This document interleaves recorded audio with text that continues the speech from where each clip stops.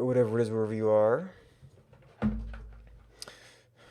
So when the map started changing, I left off this work in progress, trying to actually generate these natural objects. We've got a screenshot image, more or less, from the game, where we're generating objects. So we're getting the places right. I don't know if we're getting the objects right. In fact, these two are different, so that pretty much means we're not getting it right. But it's been really hard to tell with colored squares, and we just so happen to have an object renderer now. I just have to go hook up this generation of the object renderer, which is going to mean rewriting things a little bit. And there's still a few steps in the object generation we have to work on too. Nailing it down is probably going to mean running the original C code and outputting some numbers to see where we're going wrong. We've got key placement sprite, which is our base layer, and then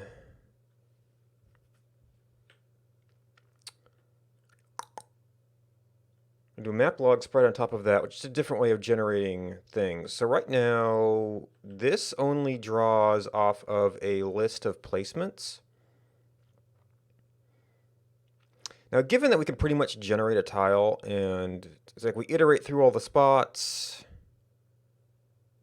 we figure out what's there. So the log format could work. It'll be kind of a two-pass thing. But that would kind of allow us to keep key placement sprite. We would just need... It's like I can take this and I can override the create tile to do that generation. But I'm wondering if I should actually have like a sprite layer type thing. And then, rather than like overriding the create tile method, we just have it be blank by default.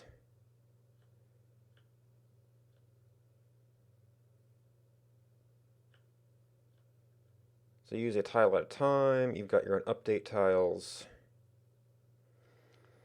So basically, we're looking at, I mean, we could probably take just key placement sprite and override it, but I feel like this is getting generic enough,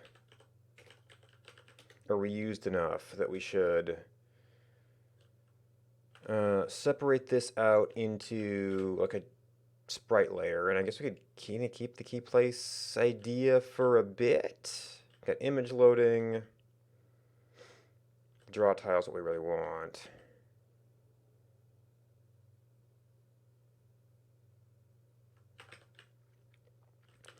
There's almost a sensible split point for this. Let's see, super sample actually is relevant to drawing. Fade tall objects is relevant to drawing.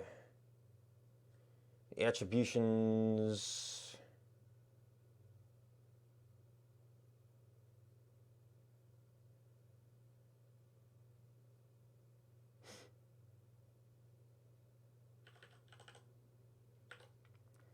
Key placement sprite. And yes, we do have the base attribution layer in there.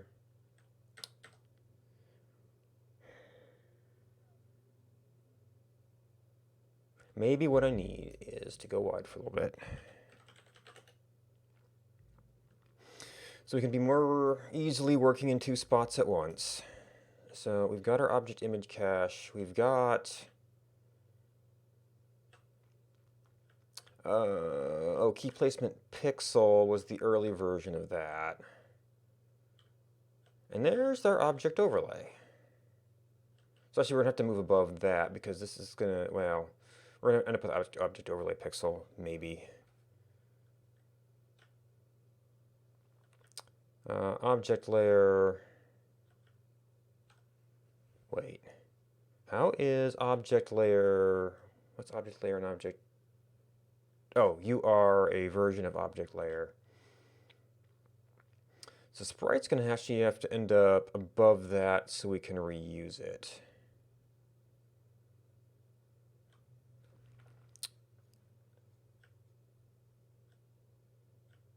Key placement pixel. And then here we have a very similar load routine. I'd actually forgotten about that. Well, maybe not super similar.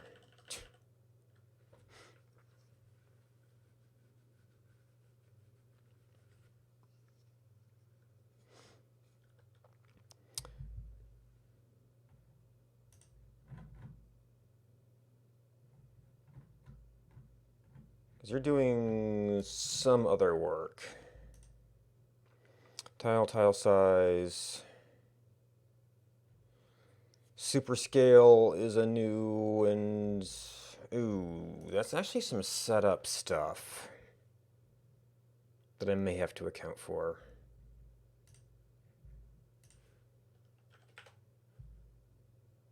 Set attribute width and height.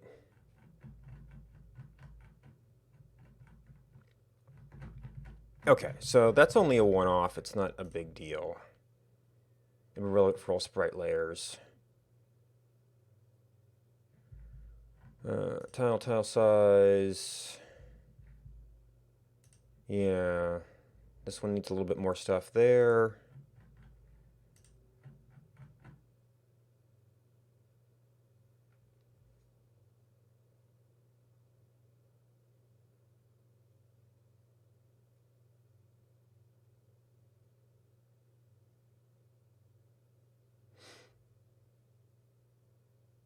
Oh yeah, we were missing lots of stuff on here. You probably trigger object loading though, don't you? Layer.load images.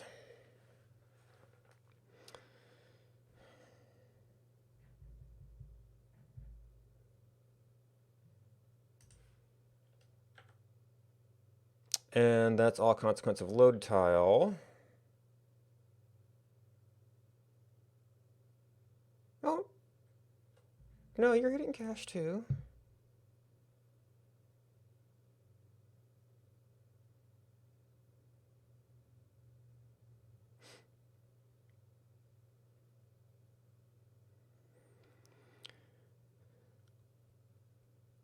So I'm actually not sure I need key placement pixel anymore.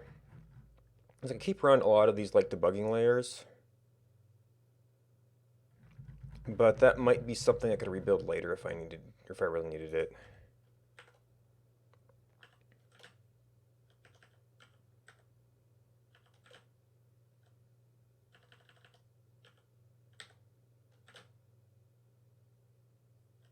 Because I don't feel like I'm going to need that right now.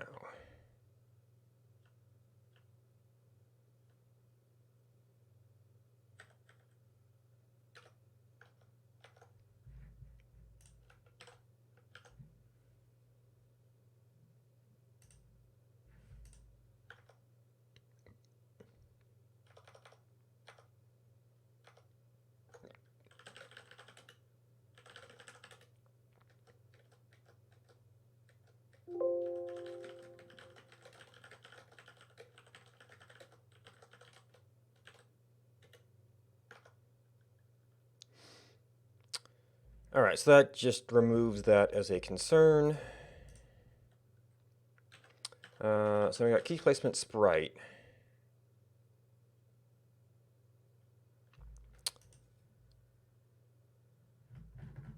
So we've got the stuff down here that is going to end up being the derived object, and we've got object layer where we are going, well, we've got object layer pixel and object layer.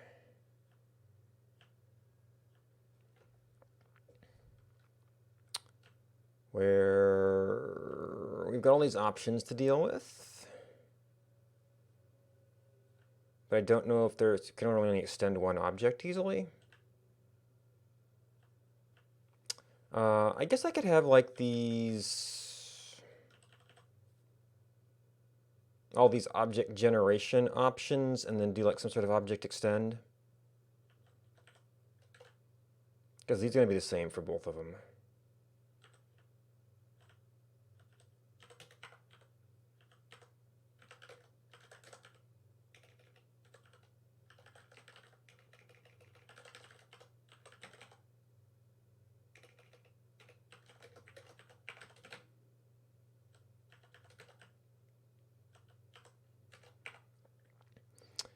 And what do we actually have for that?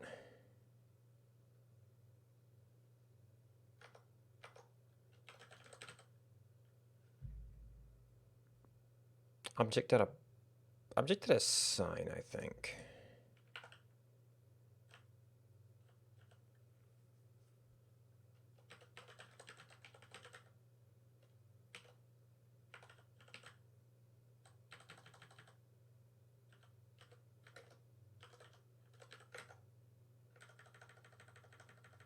I should have scrolled the other way.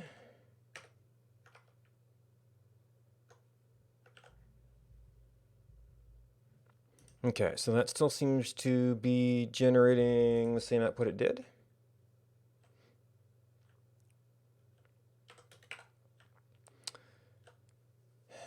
All right, so we have to do our sprite stuff.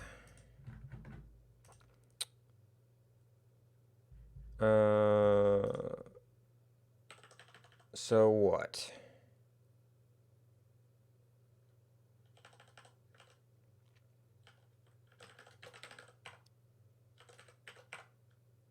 Turn a sprite layer. How much do we use this? We use it there, and we use it again. No, we only use it twice. But this is still a thing that relates to drawing. Fade tile objects, attribution. So this is actually another thing. Well, no, this is just going to be, this should just be a thing we can have in the parent layer.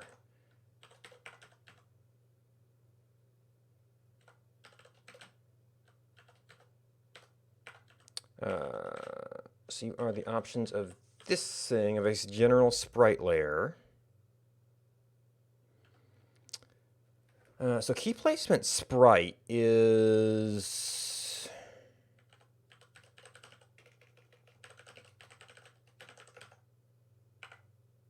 And I don't know if these really need to be L.grid layer.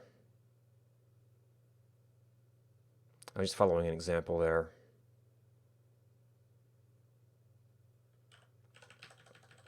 So you pretty much got all your options there. Initialize with an object. Cache, I think, is specific to key placement. Because that's for fetching files. Data zoom, load tiles, yeah. So that initialize function is going to look different. I don't think we need an initialize function.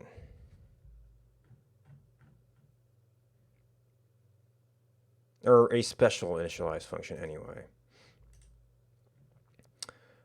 Create tile does need to make a canvas.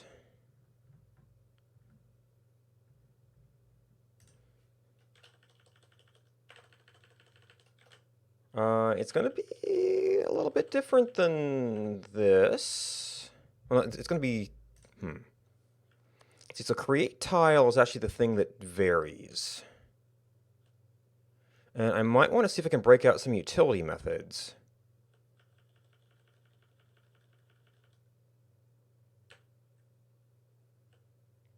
But like all this is key placement specific loading. So tile is fine, tile size is fine. Super scale.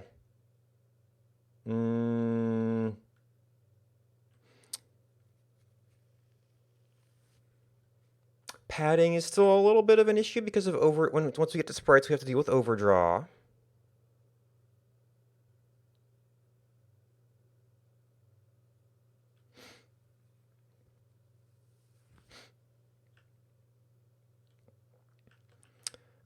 This is determining the world coordinates we're going to work with. So I may just have to... I guess I have a method that returns that. Data zoom is specific to you. Cell size...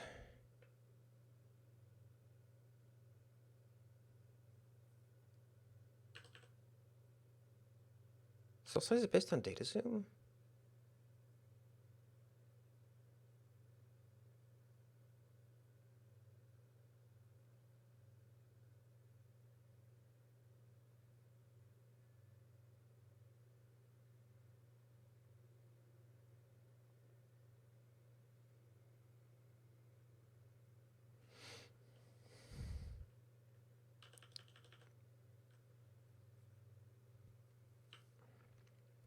And I may have to copy this and then see how much is similar when we're done. Uh,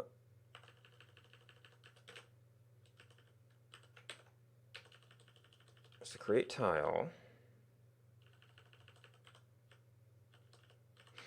All right, so we have tile size, we have width, we have height.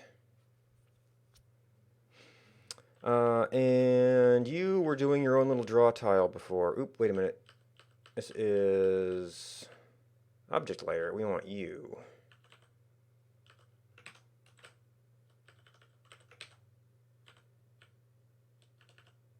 No, wait, no. Wait a minute. What am I doing? All right, so we need to develop that. We have to do, this is going to be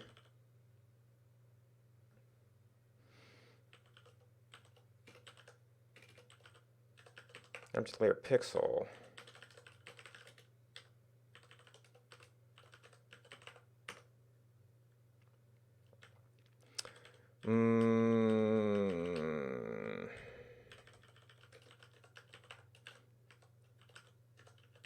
So we're eventually going to have both of these. Object overlay.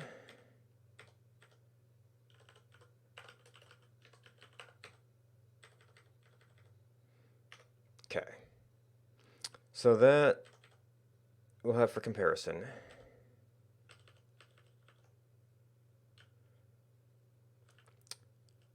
So a general sprite layer, we might ignore create for now. Load images is going to be a common thing. Draw a tile, we think it's going to be a common thing.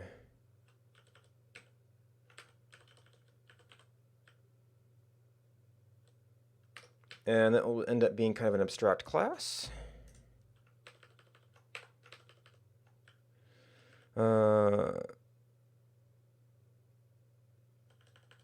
Wait.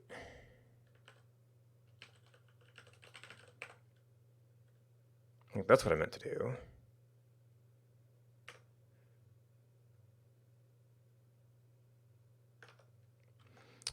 All right, so first of all, no immediate errors. Second of all, we have to look at a different time.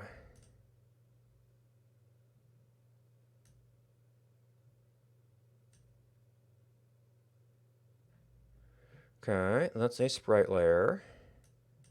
That's not a very populated area. Okay. Now, I also think that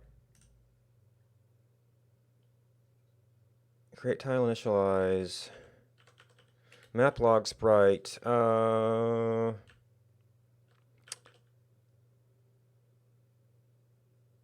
we do get to reuse the initialize function, but I think that's about it.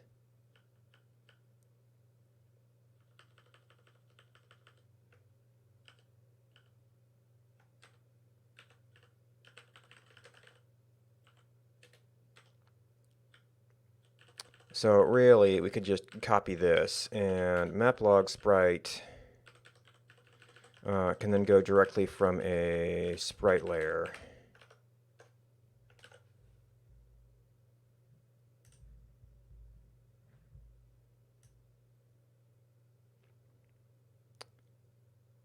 And everything should be fine.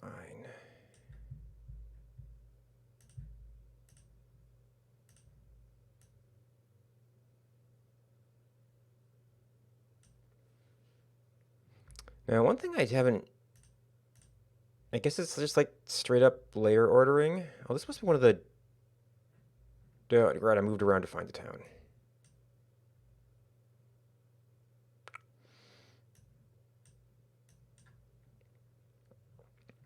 Must be a straight up layer ordering issue. All right. So that gets us to the point where we've abstracted the drawing part of it.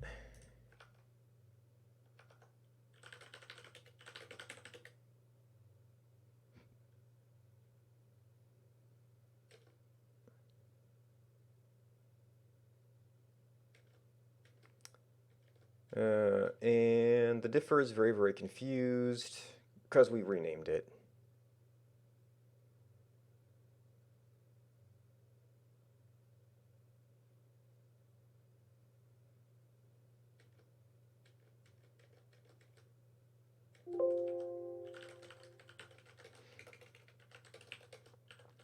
Extract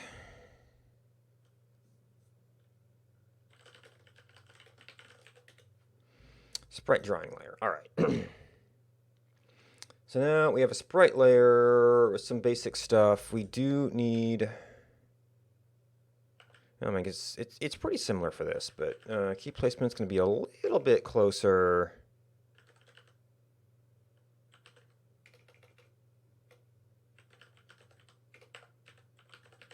No, actually, sprite. Key placement sprite. Okay, so we've got sprite layer. We've got object pixel.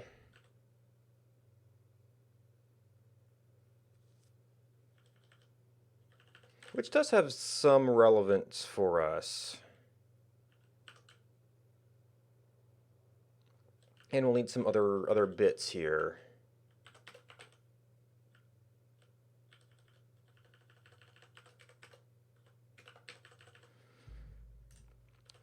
So we think we need some of this.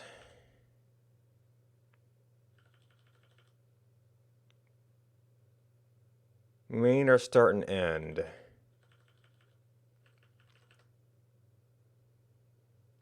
Divided by cell size.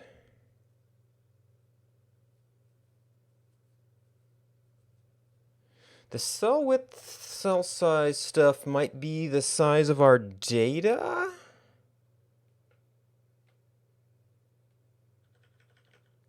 Or is the cells the size of the tile? I mean, min size may still be relevant.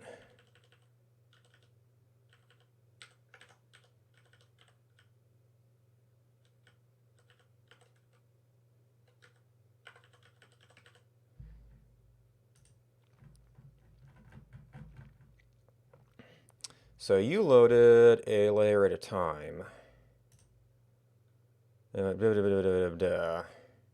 And you're checking.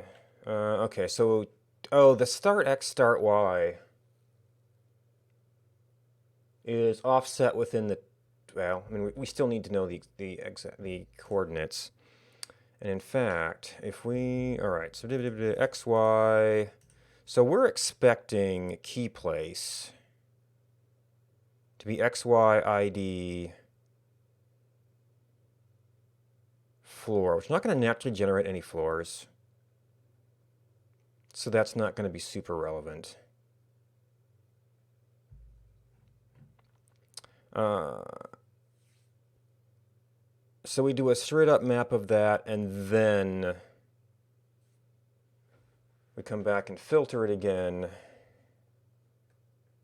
to see if it's actually in frame. And then the type is not relevant for us. Draw order, we're going to end up iterating this, which is in draw order, so that's not going to be as relevant. But we are going to have to come down back and load images.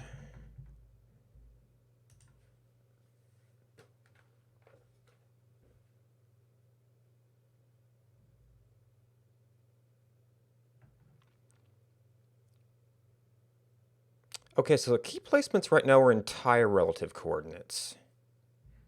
So that's going to be significant. All right. So we know we're looking for something like this. And we know we may be looking for something like this.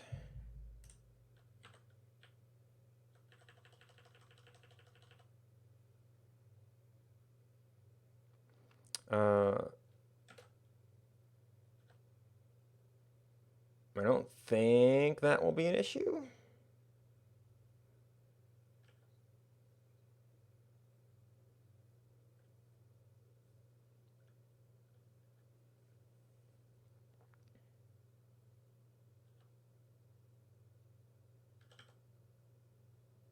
All right, so we've got all kinds of invalid syntax.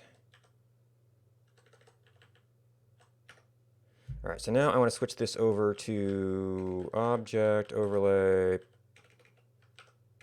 pixel.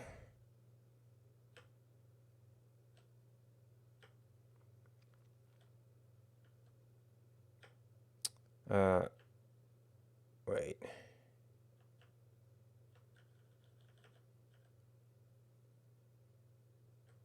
Did I edit instead of add?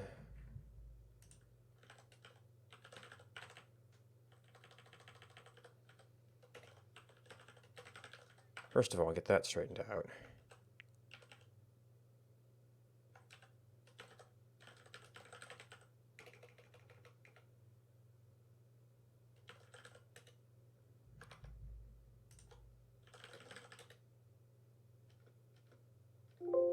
That is a straight up addition. Oh, maybe I'm below it.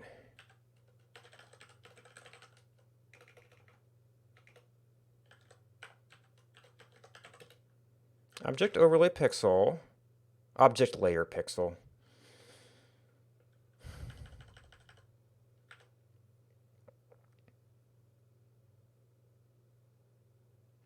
And then I think we go down. Object layer sprite. There we go. Okay. So I wanted to look at this for comparison. So you did a very, very simple, we just need, because we just needed the height and width, we're doing 1 pixel per.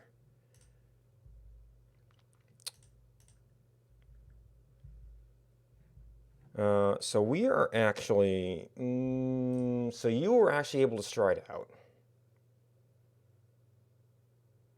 We're simply not going to draw this at higher levels. So that's not going to be relevant.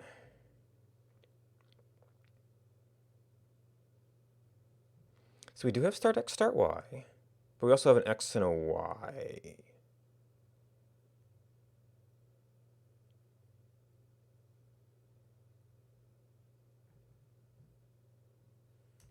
Okay, and then we convert that to world coordinates. So this, but we're not, well, we still need world coordinates for generation.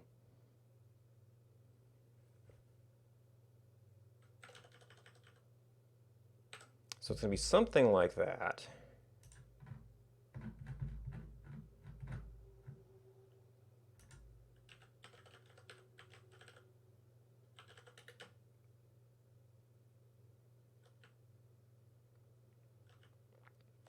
Where we go through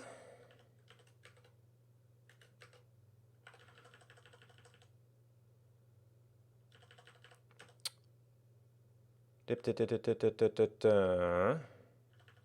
through our x and a y, we offset by start. We're not doing stride.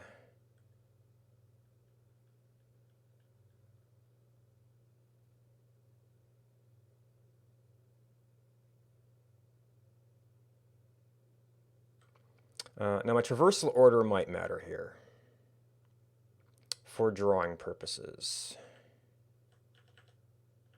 Now start x, start y.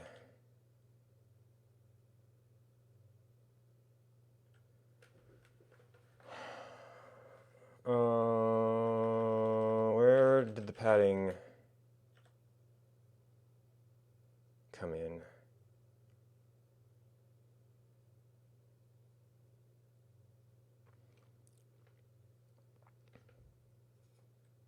So we don't have data zoom.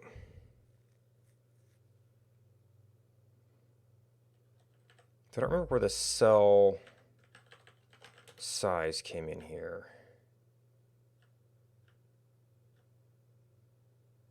There's object pixel, so that's that one. Load tile.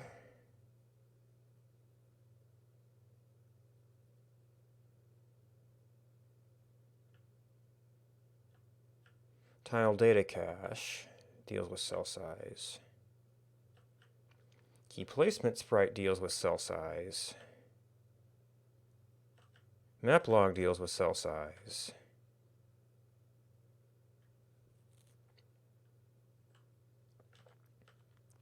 And there's my sprite layer. So this seems like it might be an irrelevant thing.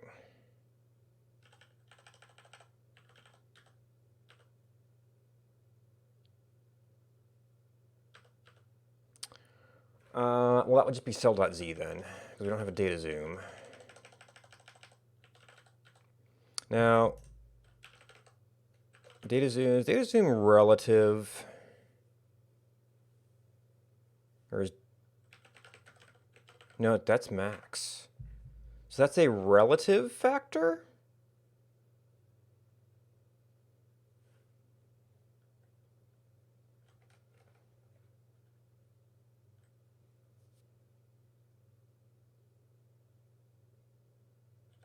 Now this is suggesting that these are like the opposite. Because I mean, if anything, these would be doubled, wouldn't they? If it's total width and height?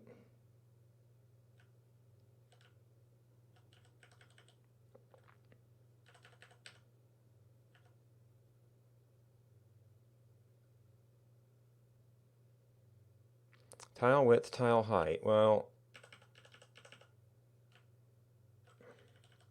oh, maybe tile cell size is the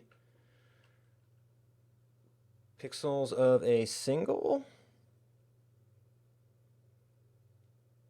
Data zoom, math.max, math.min, chord Z. So we are limiting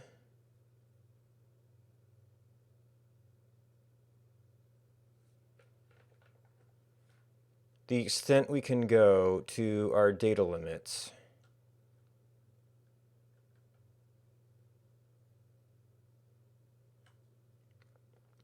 So we'll continue using that data size. And as that may be different from cell size, we adjust this. I might just have to get some numbers and work this out again from principles. Because I really just need my start and end in world coordinates. Well, and in tile relative coordinates. But that is tile width and tile height.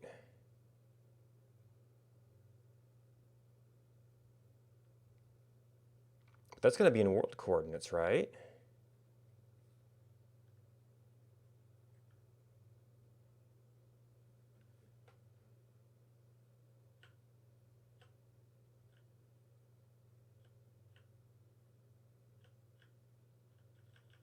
Point. Tile dot width, tile dot height. It defaults to 256. Yeah, that is not what we want to use down here. So that might be cell size.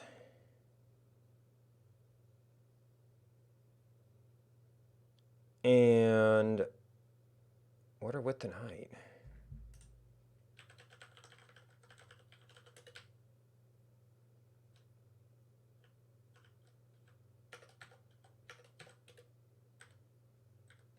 Oh, I copied you from something else. You're not used.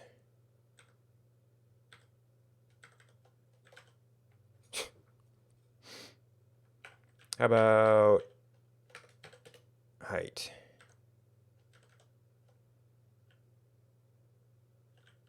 Map log.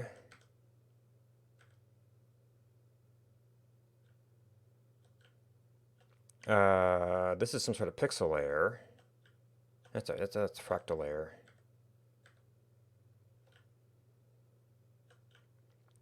Object layer sprite. That's what I'm working on. Key placement sprite doesn't use this.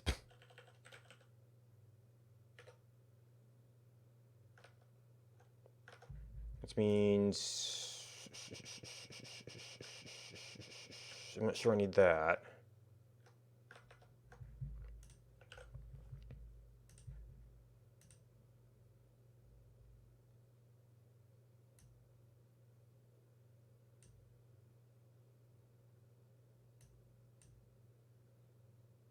Okay.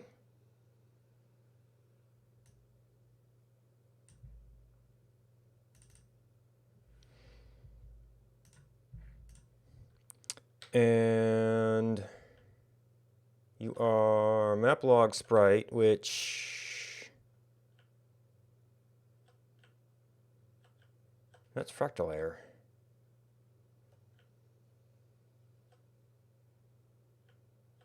That's object pixel.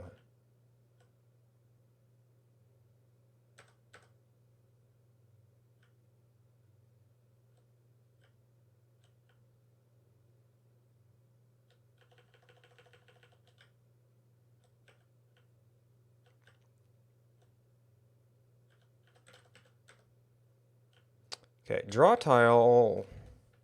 Oh, we're back to here. Okay, fractal layer uses it.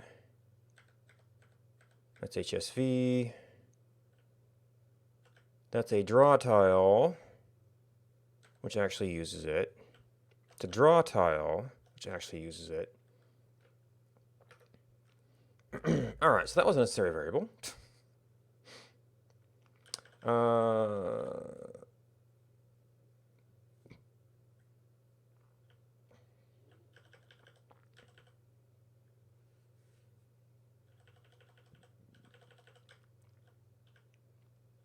Oh, so that's actually just getting back to this because it's tile.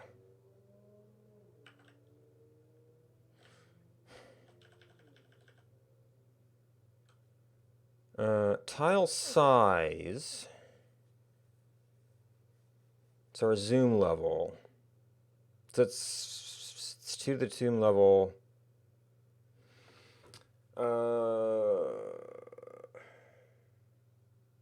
That used to be offset by data zoom. What was just a limitation of that? Oh, but it was. Wait. If this is Z when we're not limited by our data zoom, this is just 2 to the 0.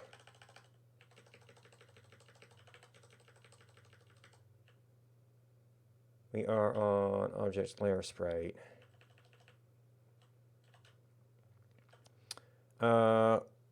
Which makes me very suspicious of this. Because it seems like if that's really cell width and cell height. Okay, so it really is edge, not width. That's more like... Well, I'm using the padding versions of it. This is more like end X and end Y than...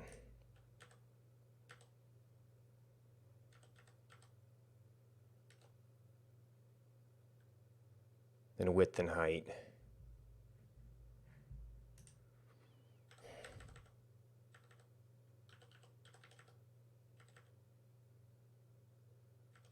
That's all it's used for.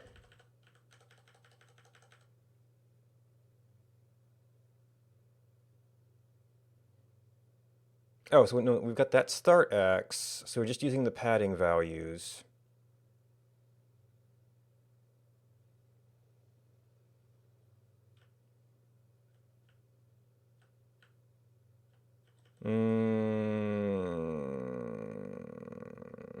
Well, if I'm adding the padding, so that has to be... Oh, the coordinate systems go backwards and forwards, though. So is it the top or the bottom?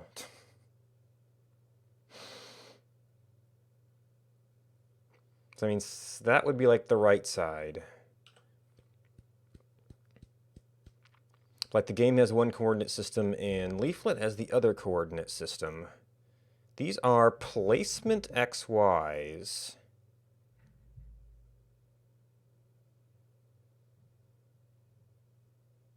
Which there is some inversion going on here. So I don't know what that comes down to.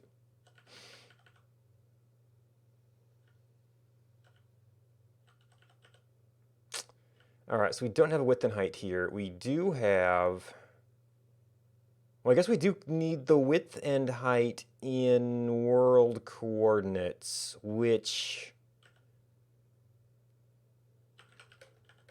is going to be...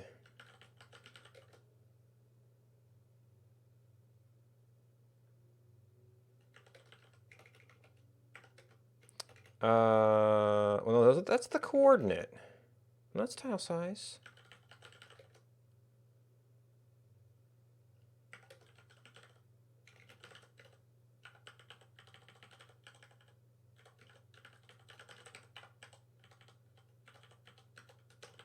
So that include padding down. So we have offset in the space of things we're considering. We don't need an I. We have our start X and start Y, which...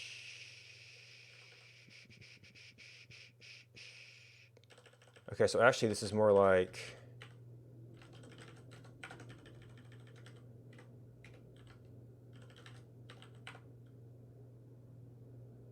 Well, that is what up and down is. What we're calling them.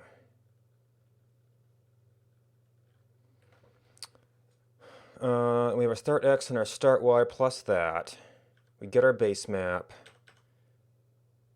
And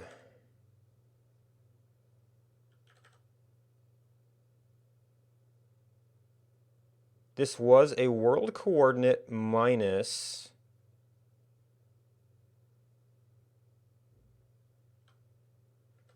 So is that just X?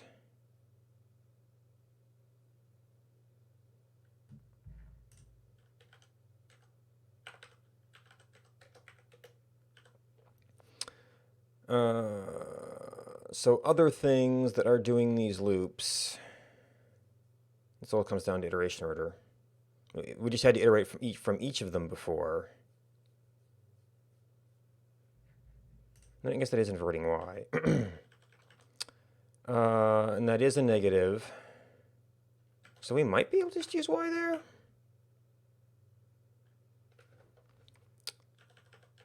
And the ID is going to be our value, and it is not going to be a floor.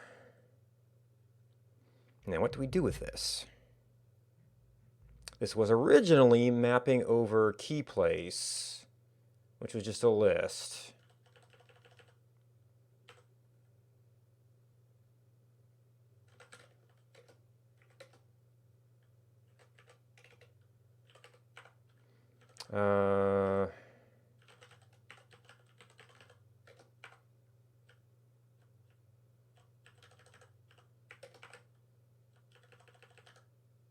I didn't do anything with this.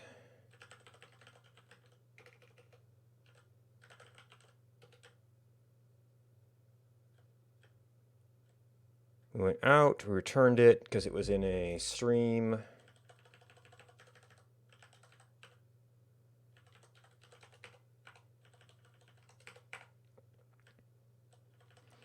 And then, so we could really do the filter inline. Because that's really just the X and the Y, the ID.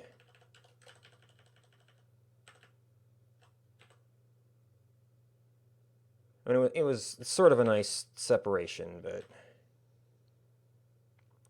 oh, wait a minute. We're only generating coordinates that are in frame. Because this was originally possibly getting a larger frame. So that's totally irrelevant. And then that's our value. And there's going to be more of a break.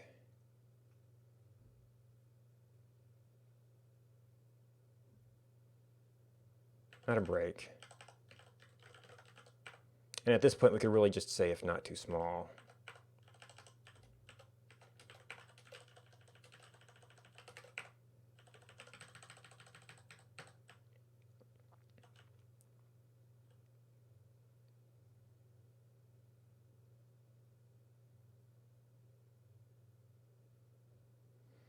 And then the question is, are we doing this in the right iteration order? Which we'll figure out when we start trying to draw it. Okay, so doop doop doop doop doop do sort.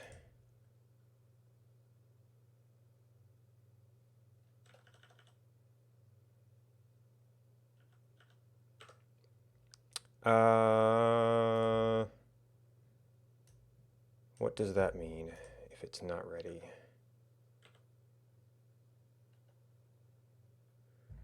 you are in when data loaded, so we might eventually want to do some asynchronous generation here, but not yet.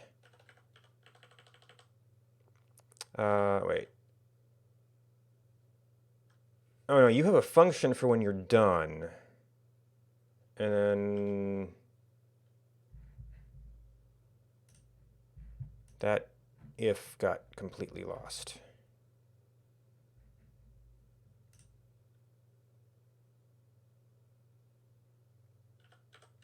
So we don't really do anything there.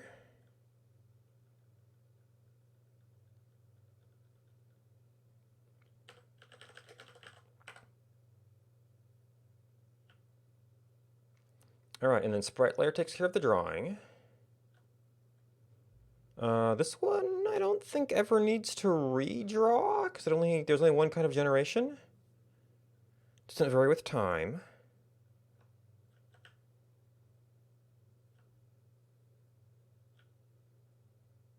Wait, object overlay pixel. Did I? Object overlay sprite. No.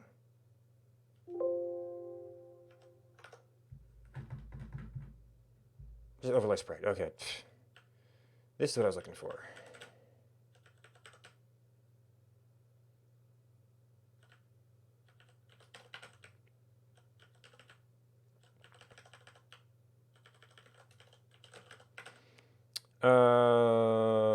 This is going to be useful at most at 24. There's no reason to...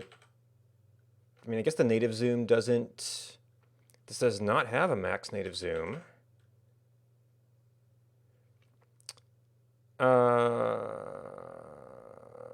We are going to have to do something about attributions.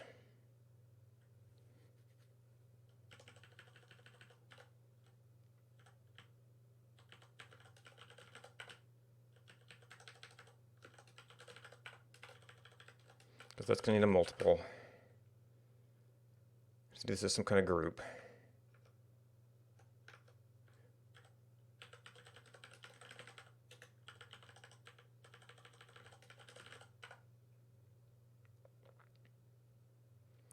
Wait, object load. Right, because you need that for generating the layer.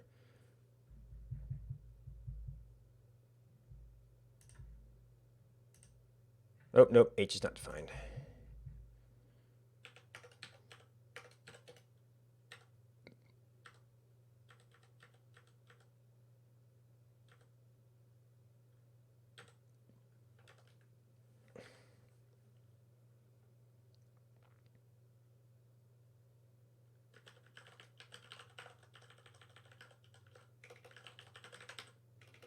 They're still kind of bad names.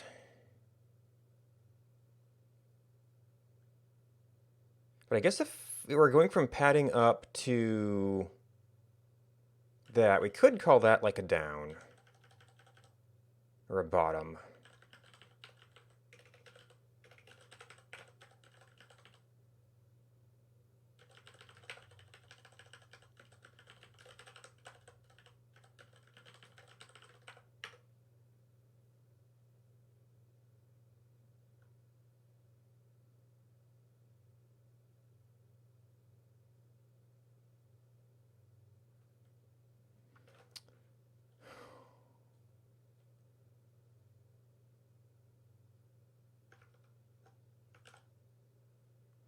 Missing after loop condition.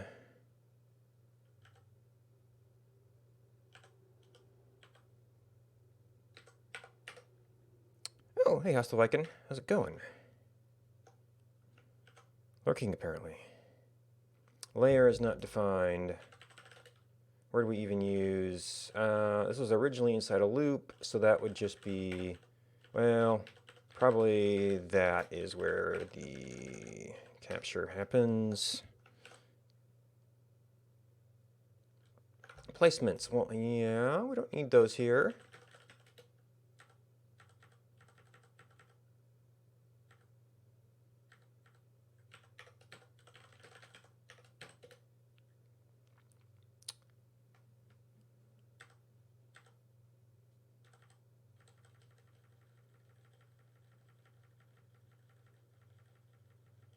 Okay, so you're a function in sprite layer.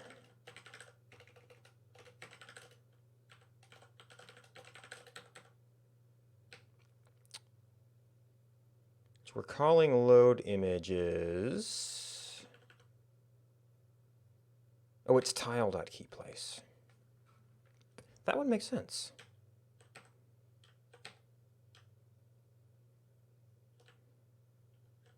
Because it has to be per tile. This doesn't really help us.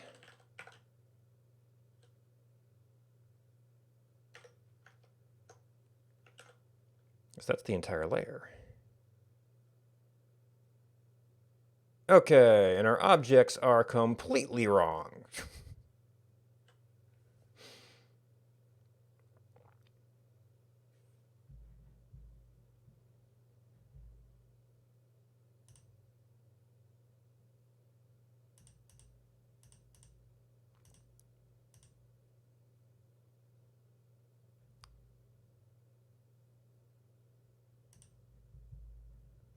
Man, what is...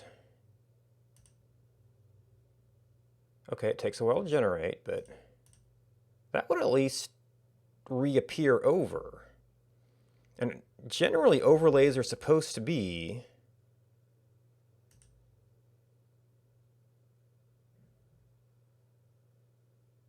on top of things.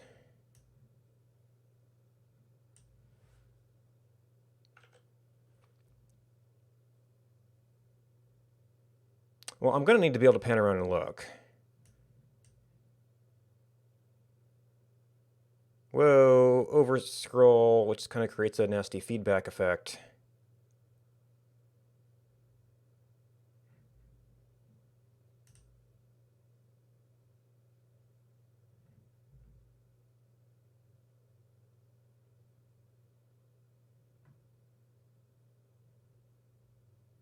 It's like it's trying and it's utterly failing.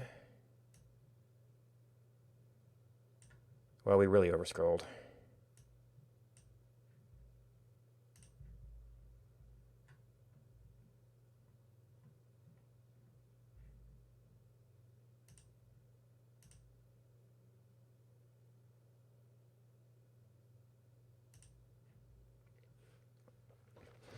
So why would that layer end up below a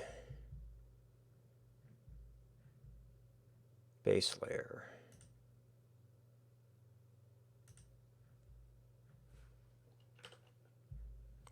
Nope, I actually need the debug tools. So we've got the map, pane, control container.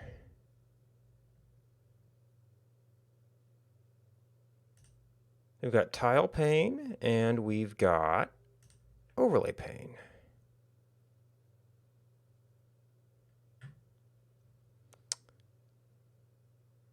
Oh, I may have. Oh, to treat it as as a true overlay, it has to have a flag on it, like a pane level. I guess I was considering that sort of part of the base layer.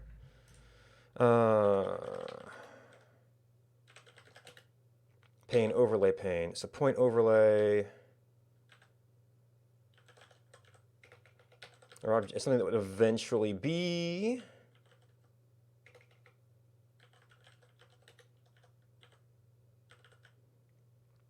there's pixel, a base layer, but it's not quite there. And there's sprite layer.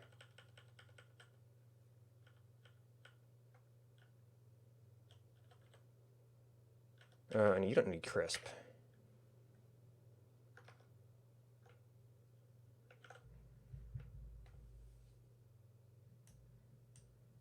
So that should remain invariant load order.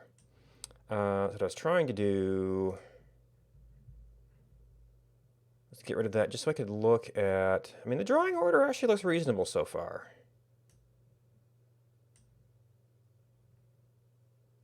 We're not filling out all our objects here.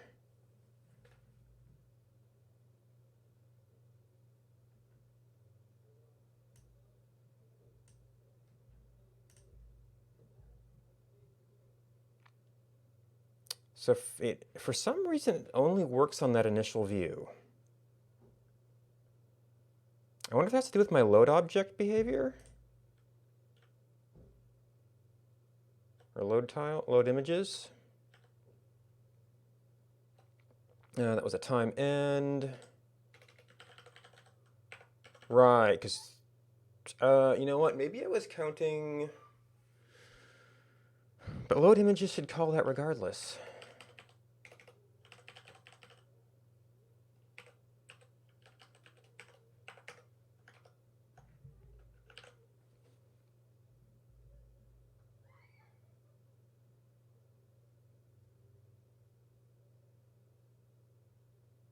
Okay, 15 draws. Okay, it's attempting to draw more. And for some reason, it's failing.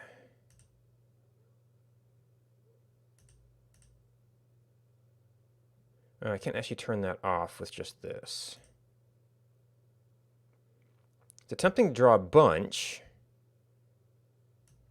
and completely failing.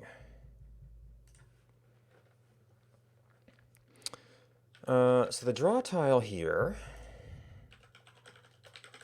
is actually sprite layer.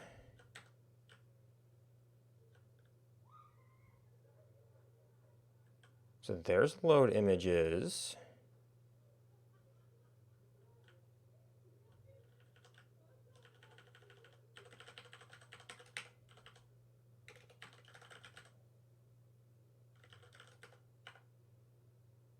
No, I think it's a length here. Oh, and then we've got our images done.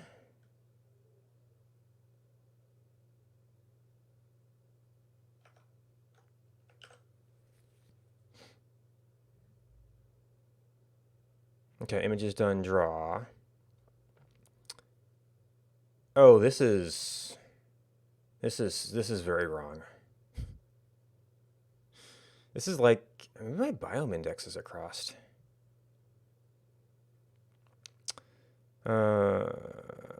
Actually, that could be, it could be that he's swapped the biome indexes. That shouldn't affect these problems, though.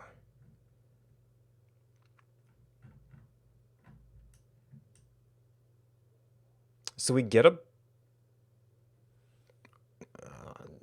okay. At this scale, they shouldn't be that many placements, actually.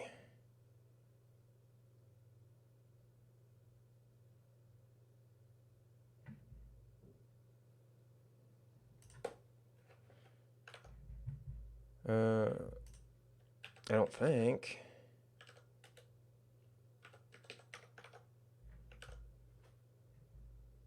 Oh, I actually have to not define that. So I actually don't need that to be on by default.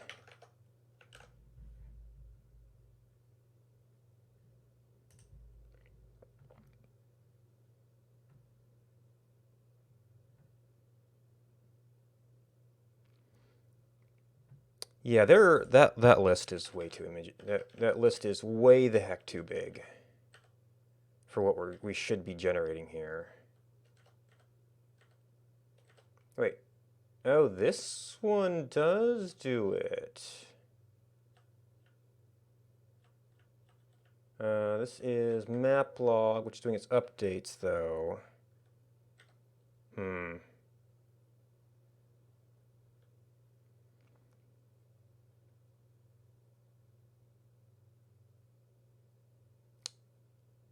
So maybe... I wonder why key placement didn't do that. And it always seems to work.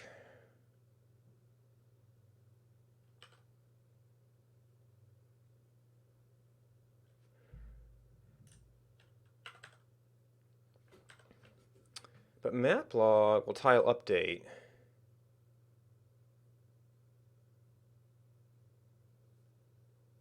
It says do that when you're done, or just do it.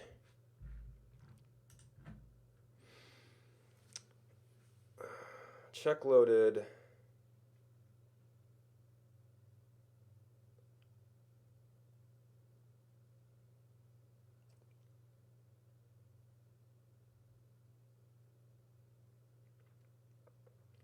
will be preemptively done.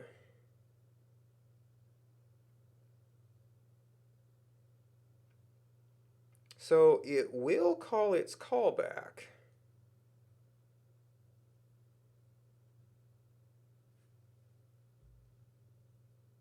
If it returns true.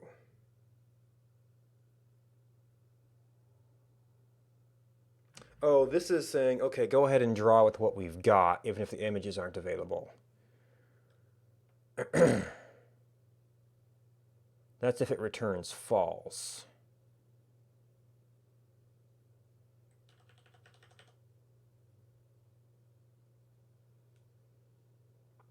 But we still want to draw it when they do become available. Well, yeah, because this is because it's animating, so that's fine.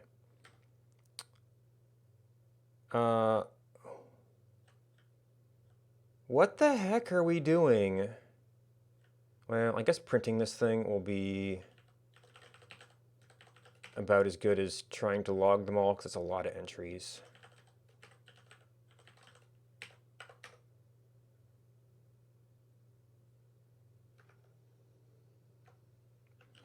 To generate that many entries. It's like these tiles should be tiny at this point.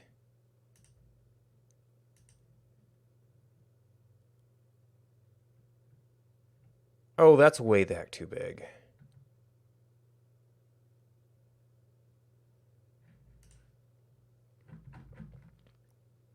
So maybe I'm generating this per pixel?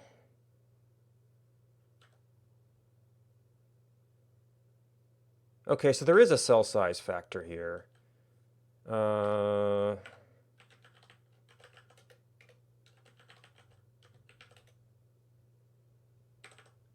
I guess 2 to chords D, because I know the game tiles are 128 by 128.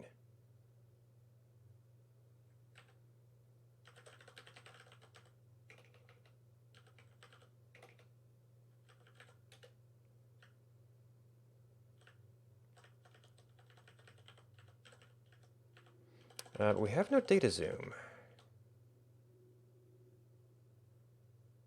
But data zoom should have made that pretty much even.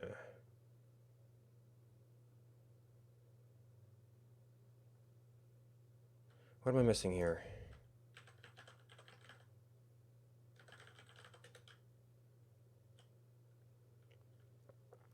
That's number of cells. Start X, start Y. Tile size. And we're modifying that by padding.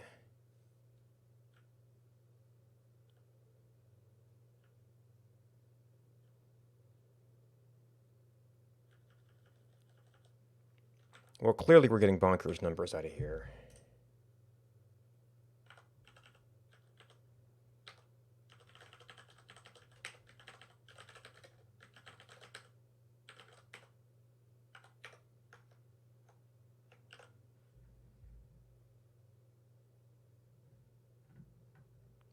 Yeah, that's pixels.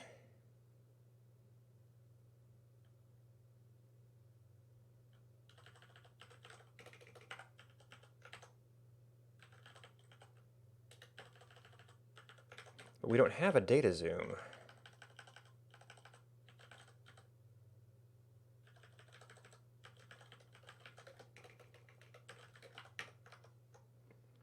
Because I swear that was subtracting down to like 0.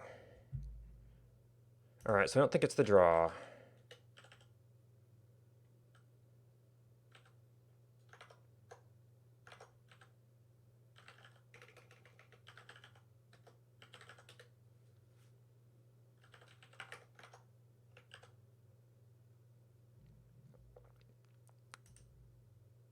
Yeah, so my cell size is like bonkers if I don't do anything to it.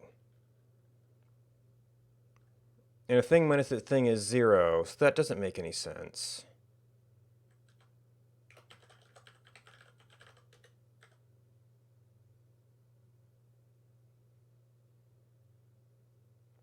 Maybe that should just be 128?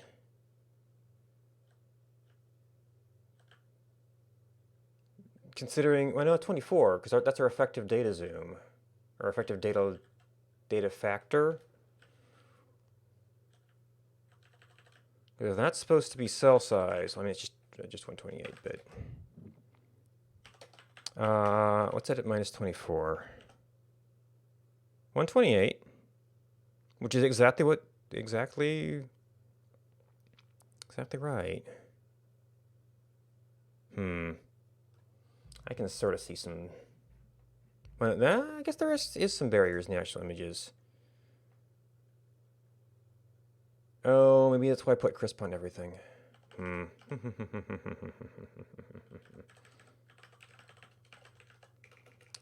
So I could really just say, for this thing, it could probably just be 128, but... Well, no, that's chord Z, though. Yeah, no, that's different. Well, I do need to know...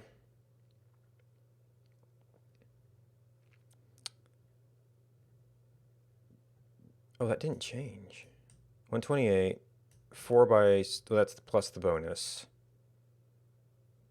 64, 10 by 12, 1820. So actually that is giving sensible answers. And this should cut out at 24. Probably object pixel is not cutting out.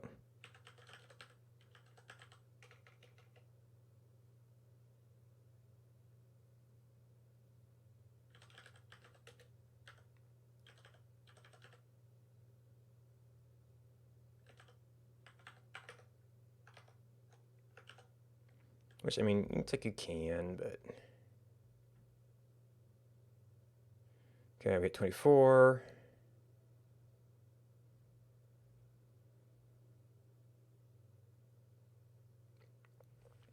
All right, so for one, well, we lost our images again.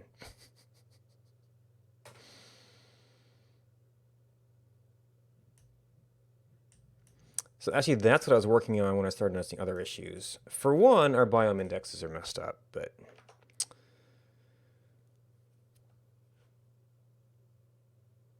Or our object to biome mappings are messed up.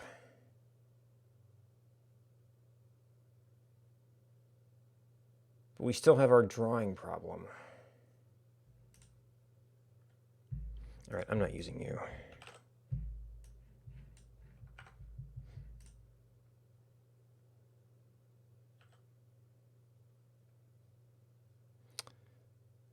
So that gives me far more reasonable array sizes.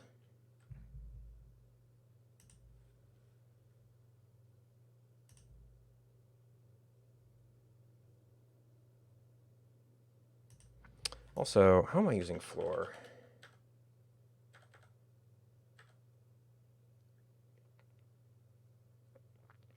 I'm expecting to be able to subtract it.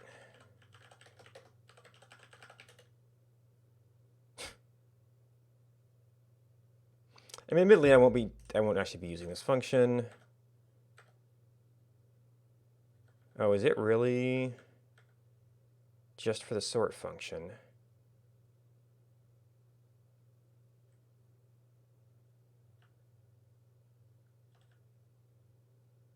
It's for tile out, just map logs. It's a different floor. Not placement floor. That will be fine. So really, we can just ignore that. It should be okay.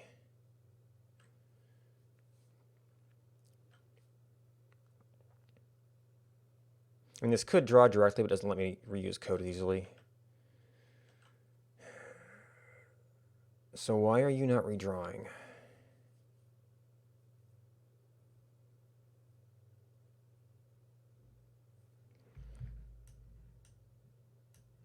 Okay, so we're getting to the point where we're passing on a thing to image load. Probably the images are loaded.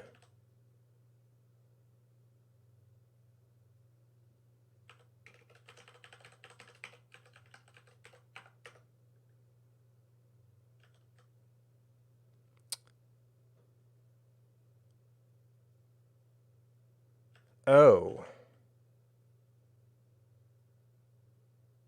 No, it should have gotten a done function.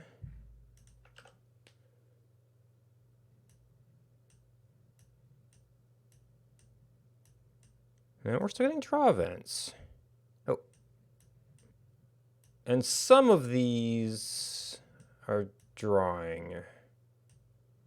Well, no, yeah, that's a double object. Maybe whenever there's a new image to load, it draws? Like, for real? But yeah, our biomes are all messed up. Thinks that's Arctic.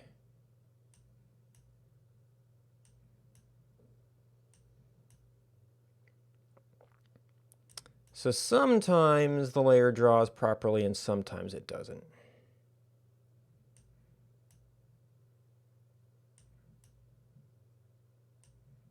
Actually, I'm not seeing any draws now. So it may have been image loading.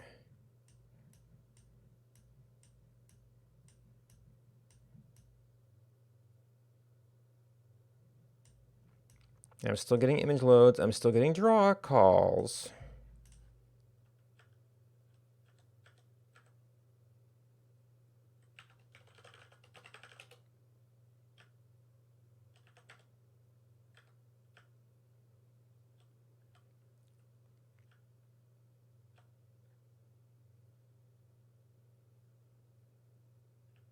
Oh, well, there's another cell size I missed. Oh, I might have super sample on. So this is actually the cell size we want for this.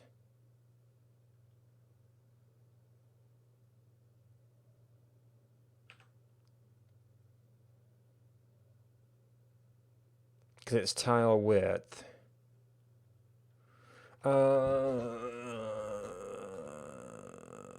Well, is that tile size, tile or cell size? That is this dot option super sample chords Z, and that's it. Scaling by that.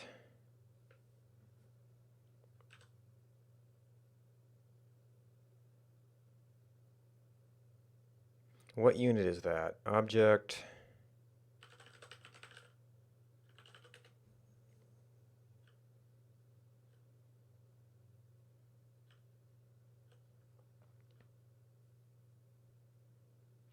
We're using tile size. Tile size is get tile size. No, so that's going to be the constant, like 256. So that we don't care about super sample. Super sample just relates to actual drawing size.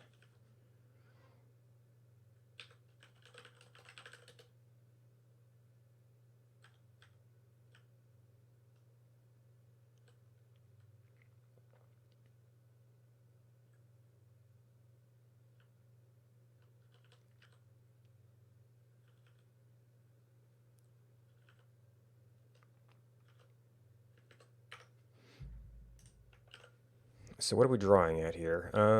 So you're saying that we're drawing right now at 64.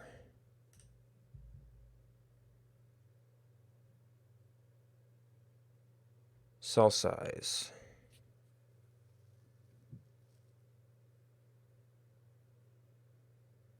All right, super sample 1.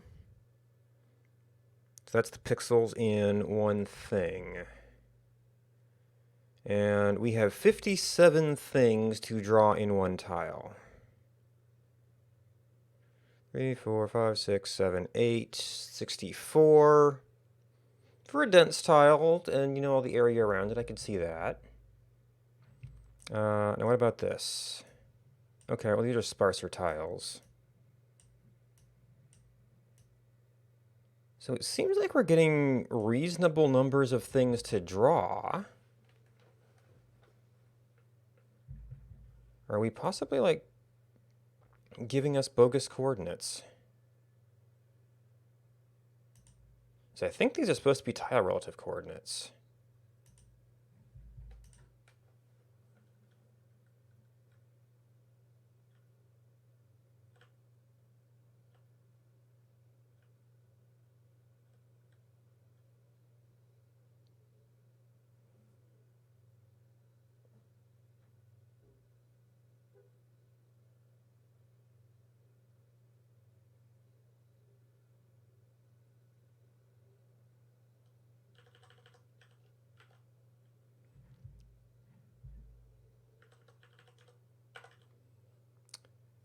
So that doesn't depend on object bounds. So there's, I mean, it shouldn't be a thing. Oops.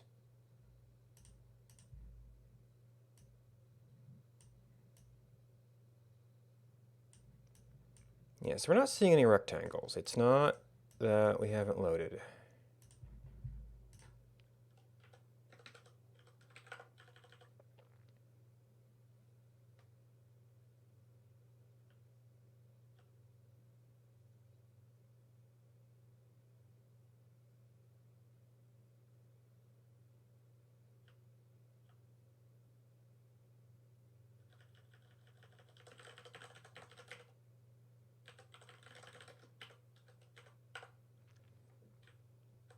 See, that can exit. We are mostly interested in actual drawing things.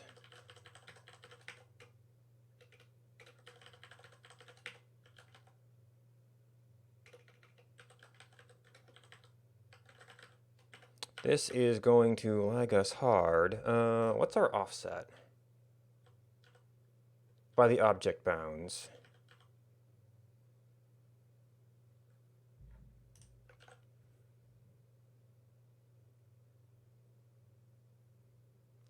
Those all seem reasonable coordinates. And I mean, the more we zoom, the smaller those numbers should get.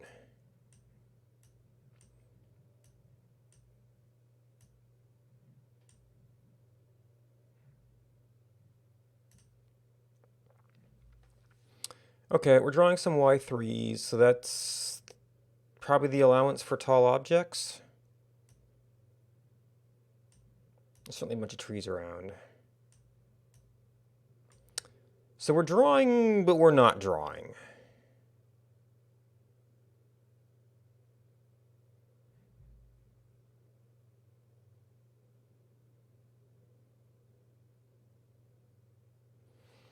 Is it possible that these layers... Well, I told it it's in the overlay pane.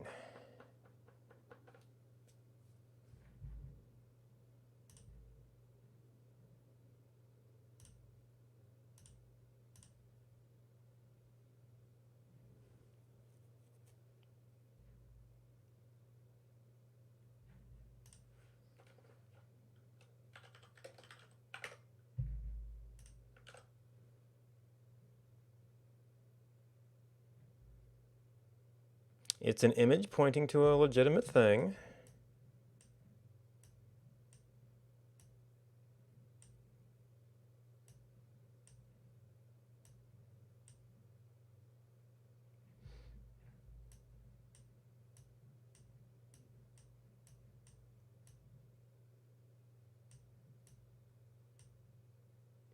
Ooh, horse isn't counted as an overdraw zone.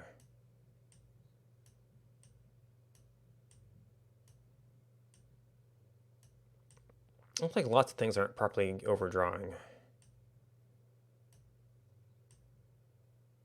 Or those tiles are not.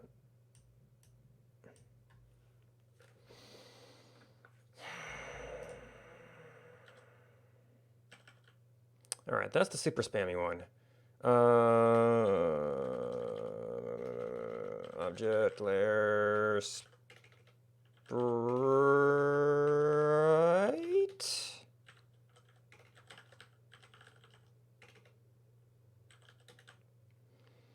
We can try this.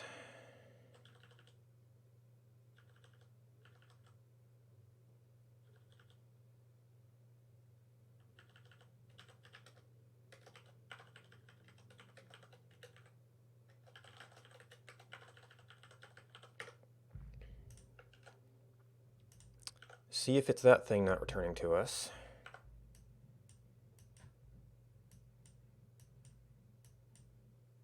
Whoa, overdraw. Or overscroll. Okay, so we definitely are getting blanks again.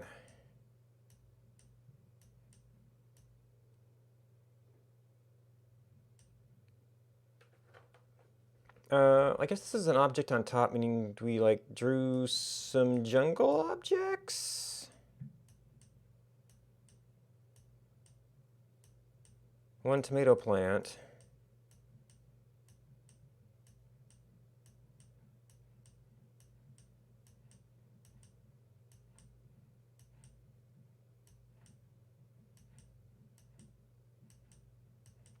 I am very confused.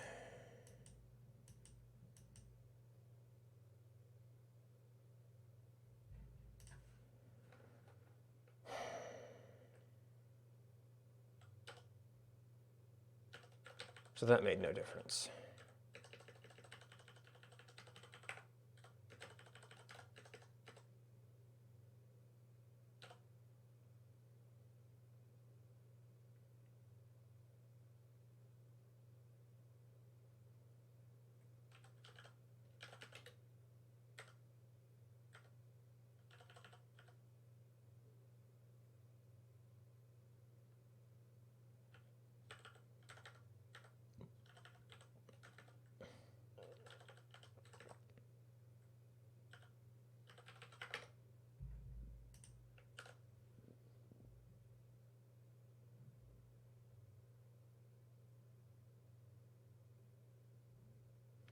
Okay, so these were like 320 milliseconds.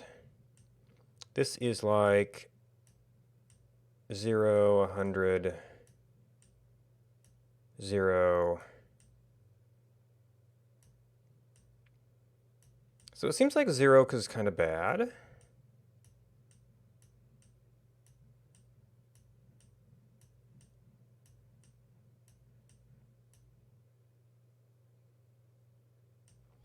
That suggests we didn't have to draw anything.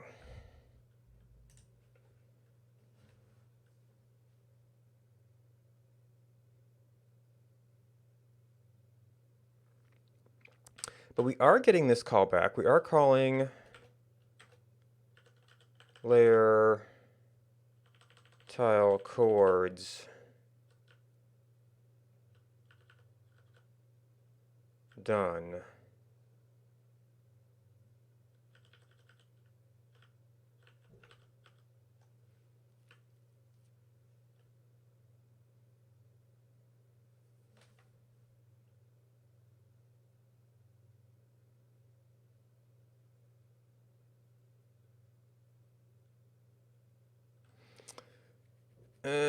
What are we missing here?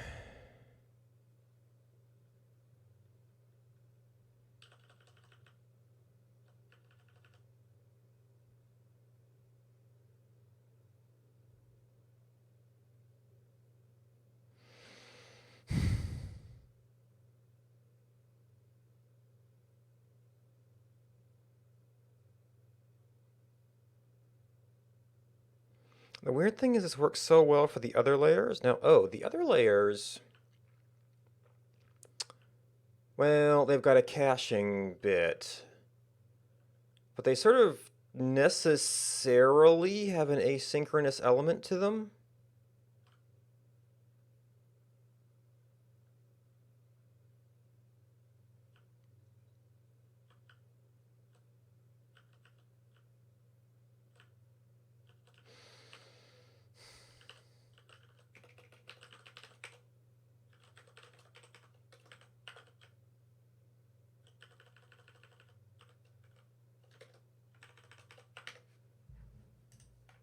Because they have to load data. Options is undefined.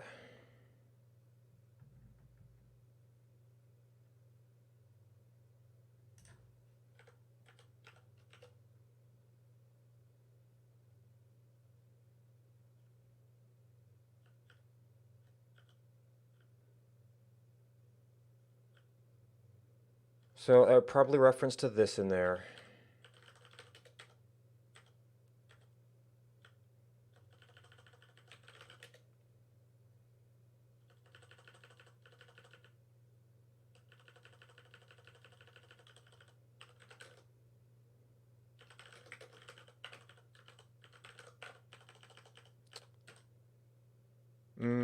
And actually, it's sometimes handy to do that as well.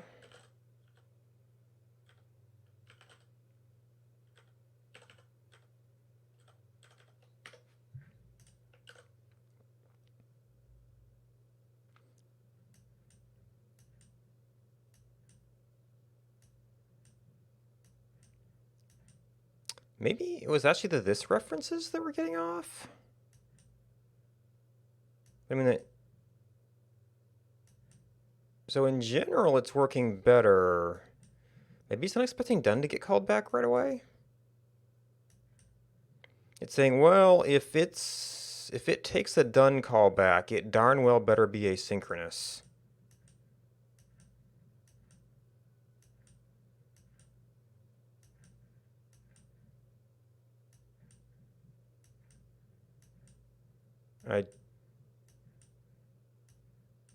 Oh, and then it like sets up the flag after calling the function or something? So we've still got some bad consistency problems here with the drawing code. Completely aside from the actual object generation problems.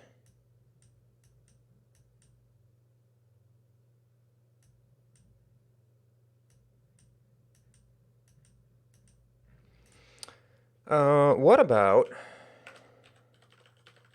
load images? Because there's this idea that if you have a callback that can be asynchronous, it should always be asynchronous, but we're trying to return this right away. We say if we get here, we're just going to do this.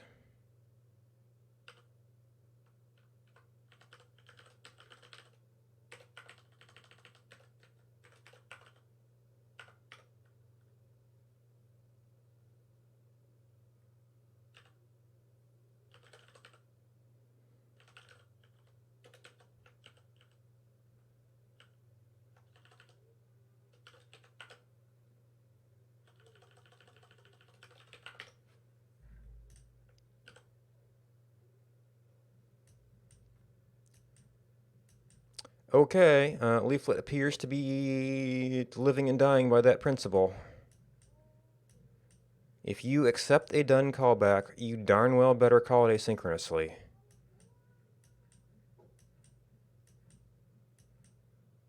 Which was sort of necessarily happening from our load handler before.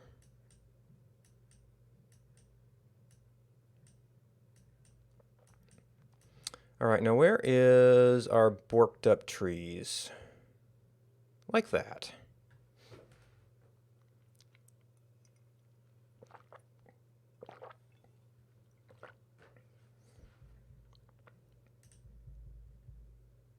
Okay, those are all generated. That's sure enough a layer boundary.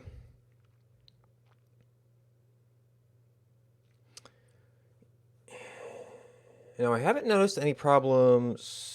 Well, my treatment of up and down might be different than map log placements. Because that would be a real easy way to get that messed up.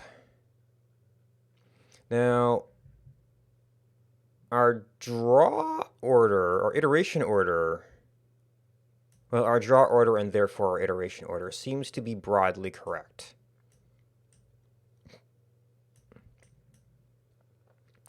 A object down here is in front of an object there.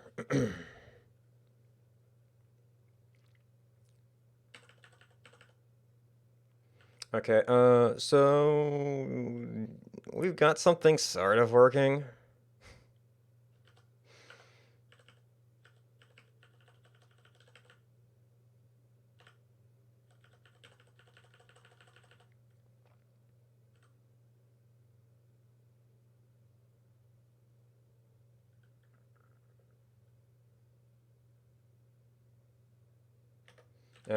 Load images, may have had some debugging in it.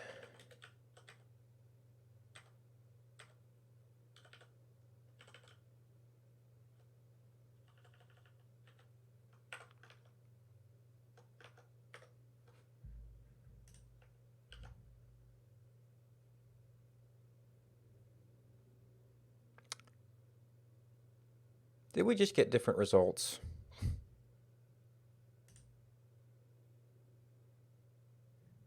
Or did I scroll around looking for something? Yeah, okay.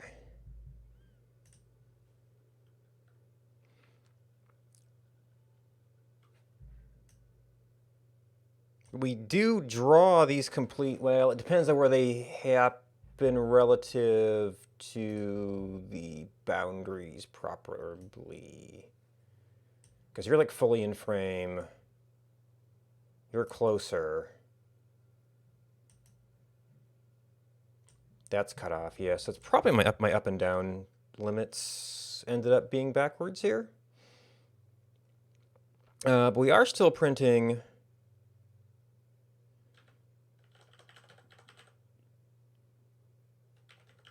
cell size, draw tile, and 1168.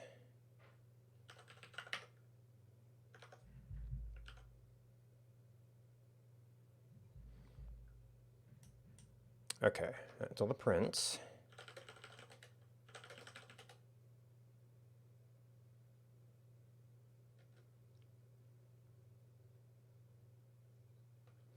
Oops, we had a placement 0.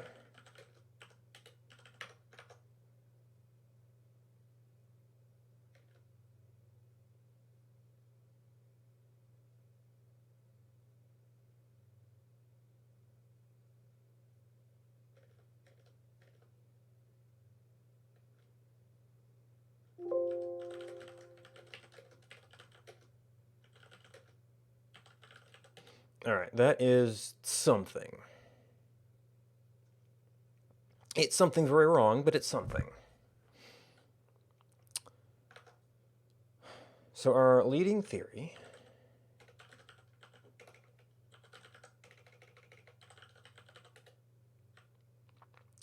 is that our up and our down need to be used in other ways, which actually means that these are not, this is not bottom. So you need to be padding down, and you need to be cell top.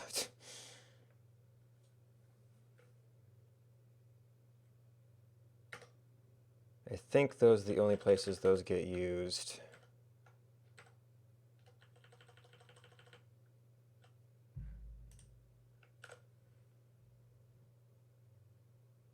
Okay, so we definitely have more trees cut off here. So it's not that simple.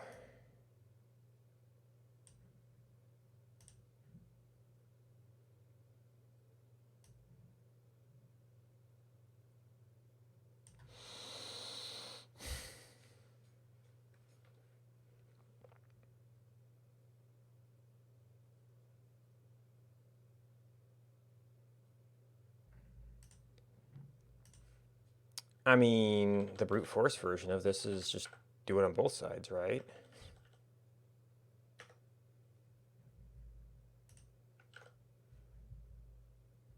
That still doesn't do it.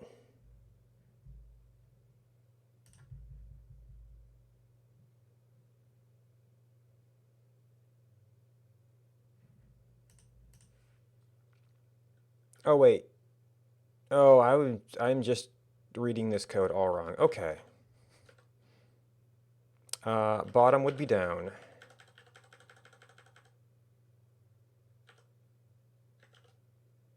Which would leave this up to cell bottom. I'm just making silly assumptions.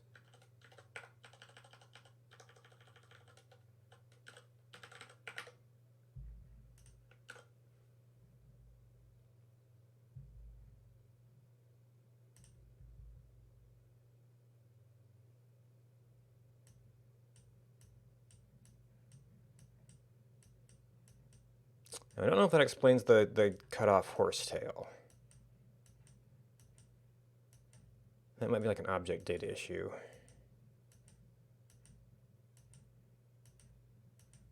But that looks better.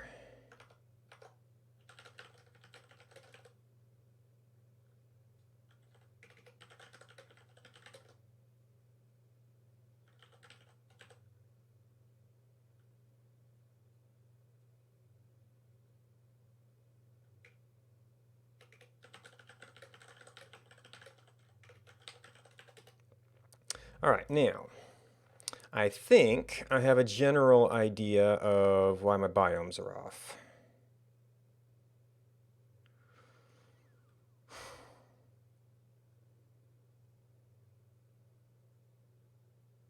I have to get my head back into how all that works.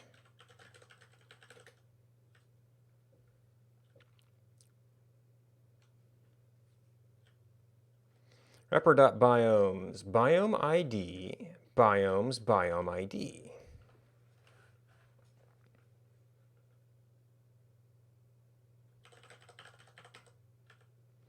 I don't have an index. Maybe this will give me an index.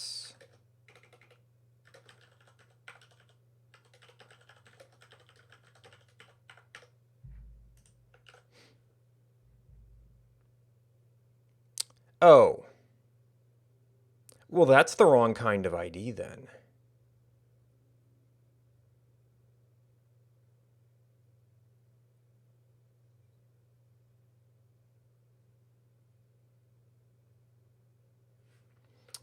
Now, this could be the way that I modified the output routine here.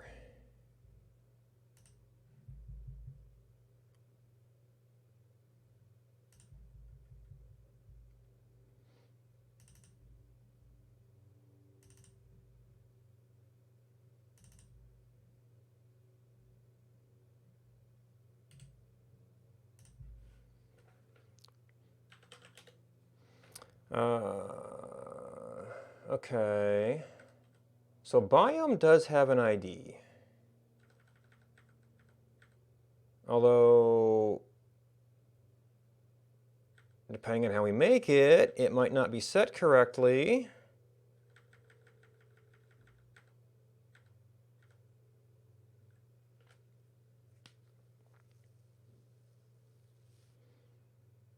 So ID is this dot ID.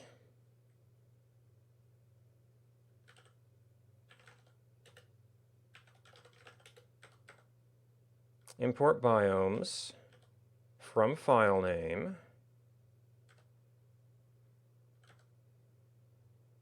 Export biomes.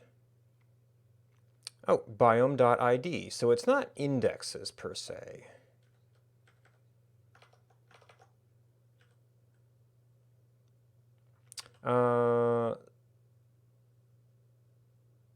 Do you have a name? I could just look at the data file, but I need to see how it's coming in here. You've got a name. Oh, maybe I'm translating biome indexes unnecessarily.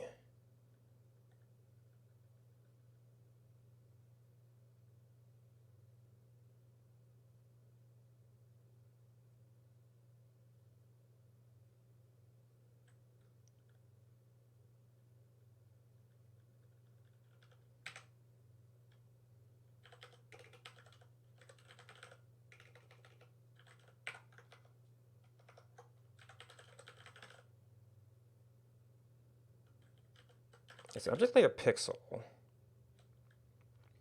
We pull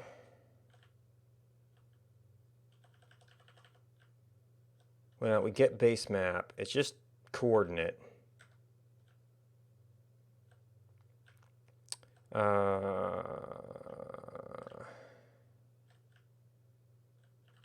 Biomes picked biome.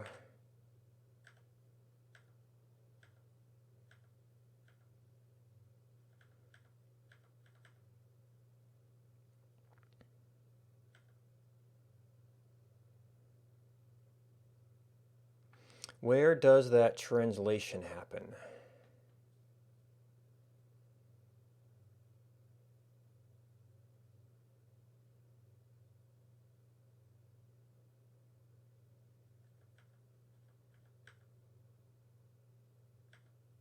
Or I guess how does the regular code assign biomes to the things that we use in get base map? Compete map. Well, there's a couple different things. Right, so right now we've only done object generation for this version of it.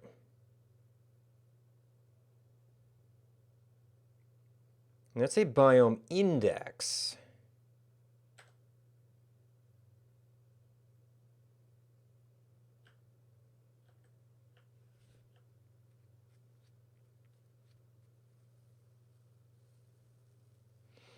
Maybe?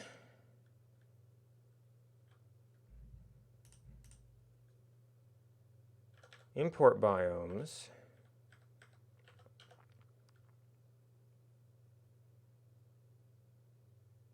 So that's going to import it in that order.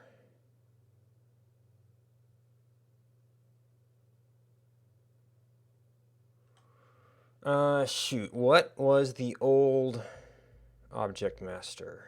And I just went and removed that because I thought I was done with it.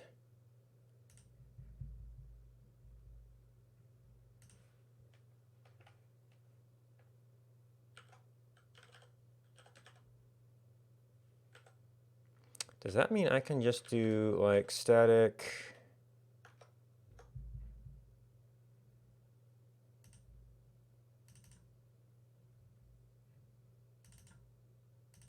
pretty JSON?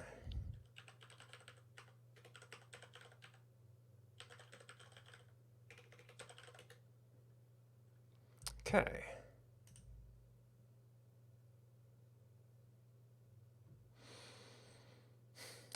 So you are also going 0, 1, 2, 3, 4, 5, 6.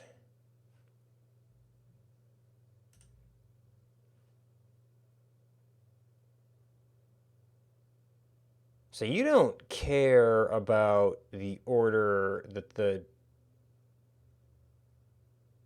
Right, I care because it affects biome generation. You don't care because it doesn't affect that stuff. So I'm just... So that data has no reference to the biome indexes. What the heck am I doing with biomes?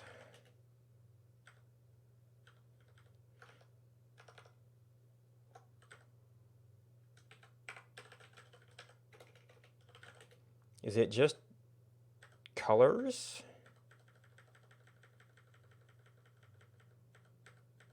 Did I interface with that?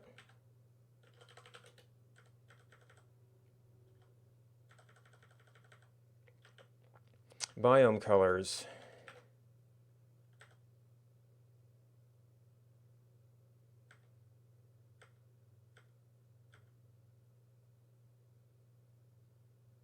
There's really only one table. So I might need to have my own mapping here.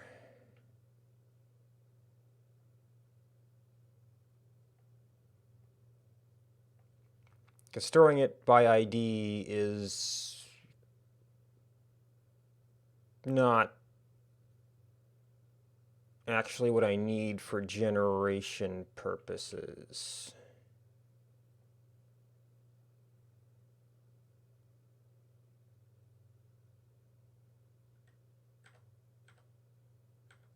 Okay, so there's only ever been one mapping here.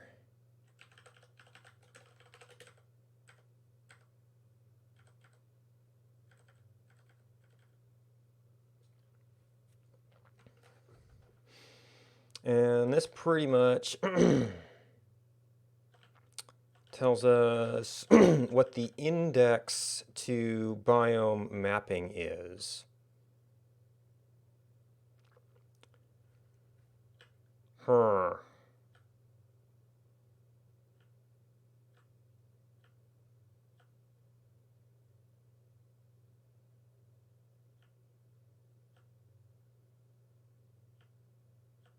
Oh, here. Oh, okay, here's the maps. So this is only jungle right now. So this is probably indexes to IDs. So I actually have to go the other way to make a biome table that matches up. What are we using biome map for?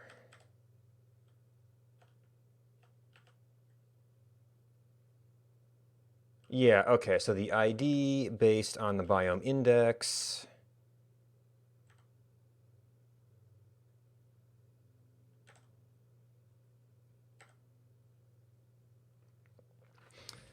So my object layer has to have one of these, right?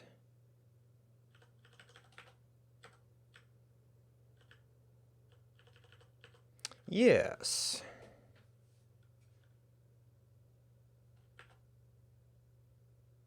When it's used mostly down in these functions, right, I can use that for the seed.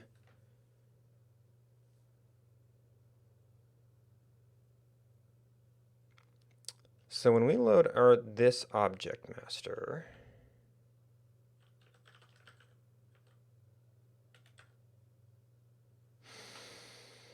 we kind of want to do a reverse lookup, because the only object master we have right now is essentially jungle.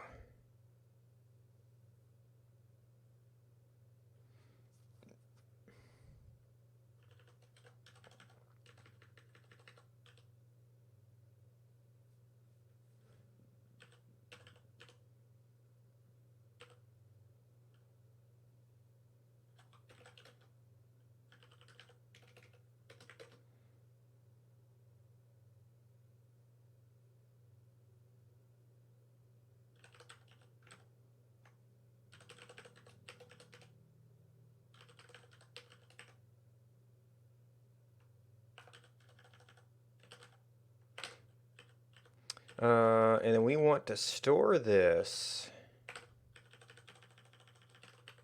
as biome index.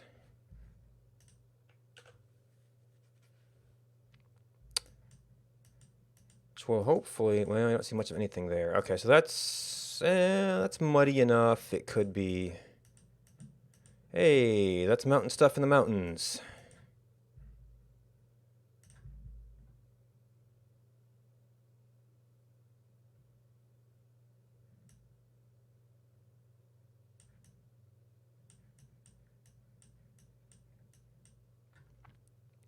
That's desert stuff in the desert.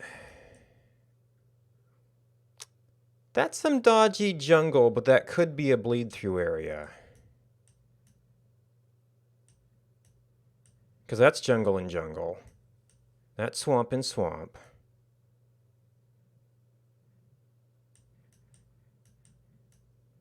It's plains and plains. Well, that helps. We've still got some per object issues, though.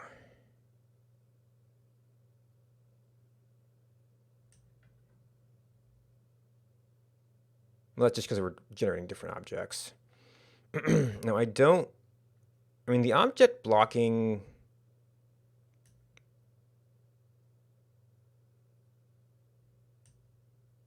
might be a factor here, but no, that's just completely wrong.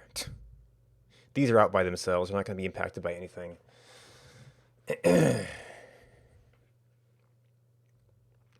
Oh. It might depend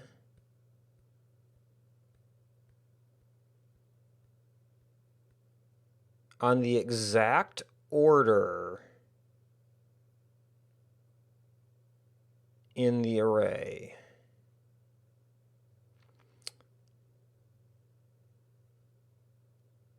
Because it's basically doing a stacked, is it less than, or greater than, I forget which way, through the list of map chances.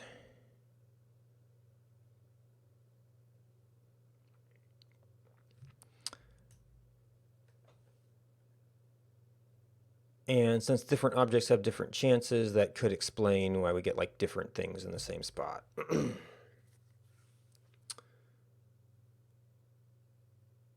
To understand, well, at some point I'm going to have to compare numbers against the base game, but we did fix something here. It's not super robust if we start doing versions.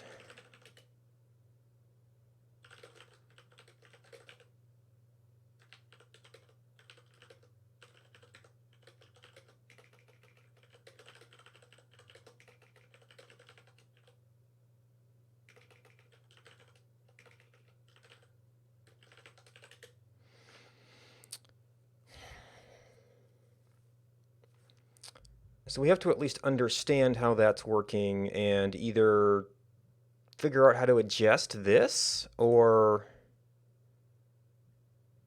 All right, pretty JSON. What are you giving me? So the obvious thing here would be to simply sort the object IDs. They look sorted though.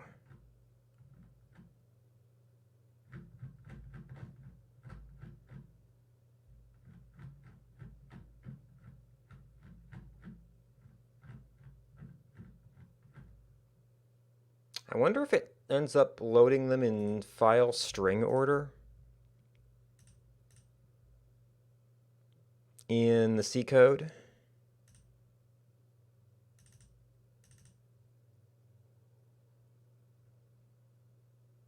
Because the game is going to get this by loading up objects. So Windows is doing that fine.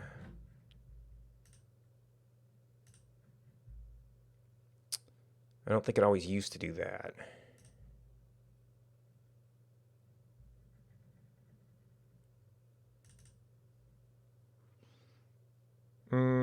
Actually, object data can only be anywhere from common to... No, just fact noise.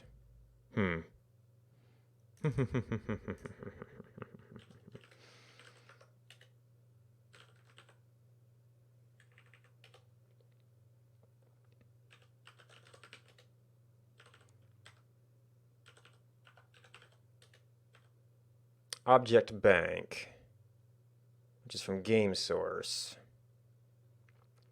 But only you care about biomes.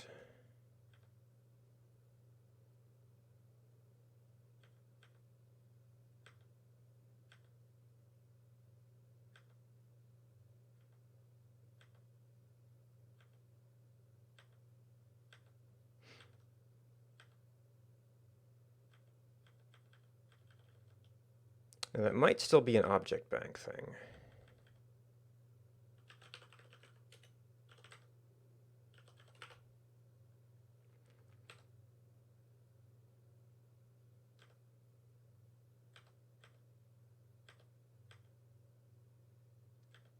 Where... I probably missed that already. Where we actually, like, assign a biome.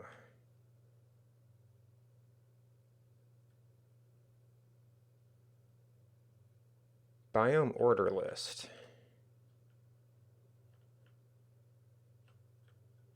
Manually control order. DB open.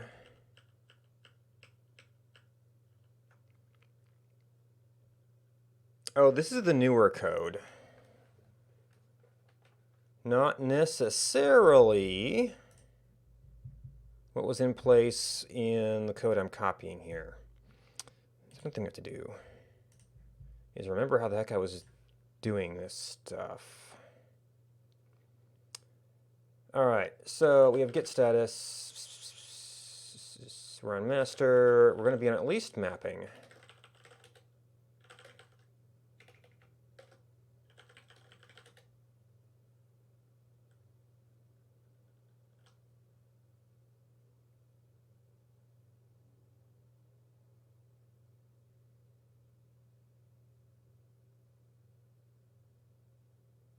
Server debugging, master, master. So I didn't have anything on here.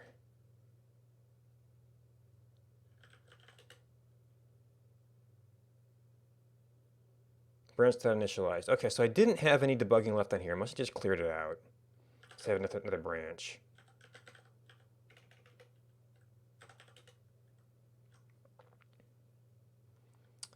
Custom, fix.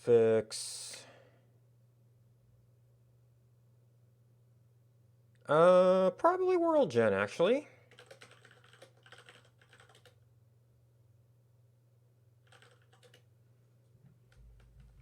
Yep, on mapping.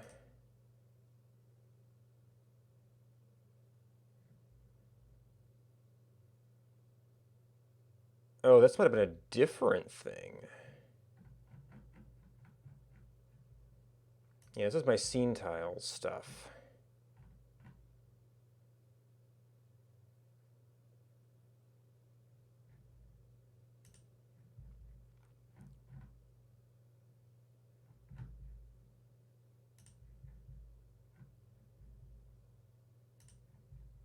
Oh, nope, it was built on here. Okay. Which means I'm not sure where mapping is. 'Cause that mapping. Anyway, debugging output. So this is where we're working for getting numbers out of all these things. So this is the code we're working from.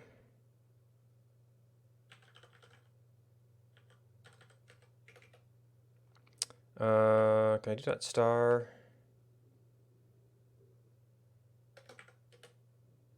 No.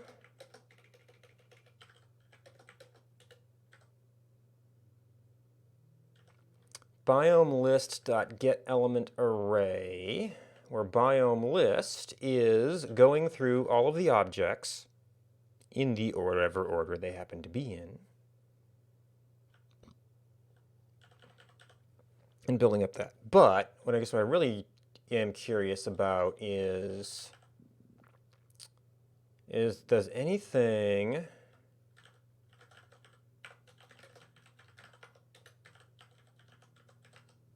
guarantee the order of object list? Does it get all objects? IMAP size, ID map.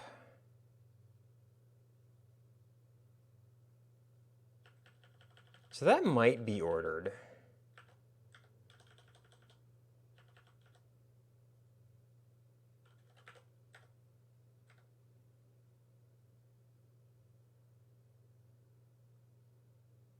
There's another get all biomes. Map IDs to records, sparse, so some are null. So it should be doing it in object ID order.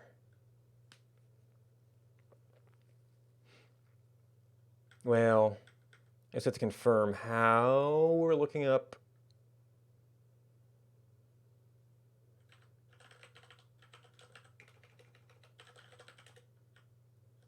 If it's not equal to null, push it on the list.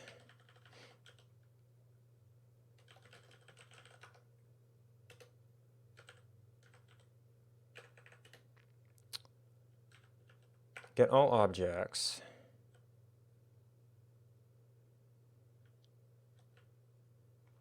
As we find a spawnable object,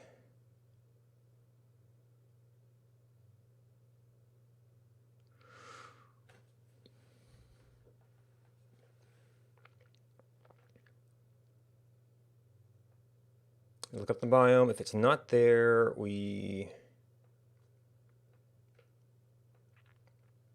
okay, so we've got O biomes.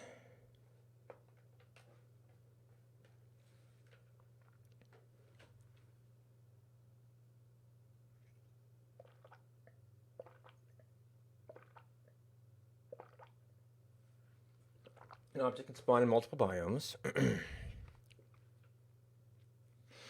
Those are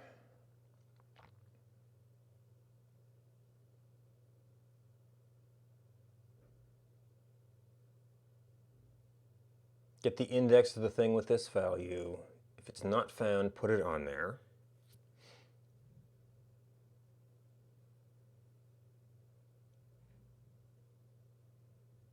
Biome object is going to be whatever order we load it in.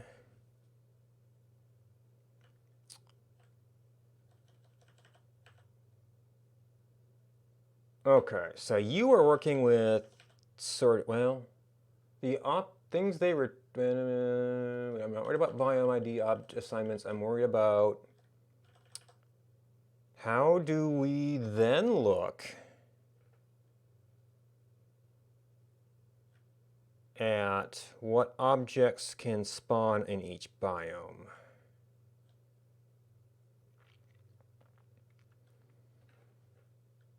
All natural map IDs.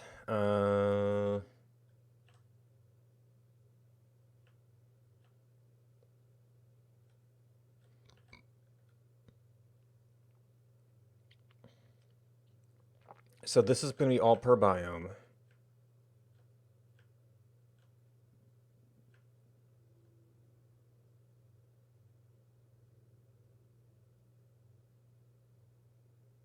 It's all natural map IDs. Grid placement. Regular fractal placement.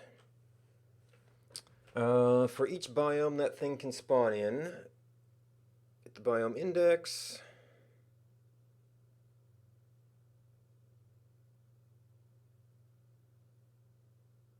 ID must be the object ID, and the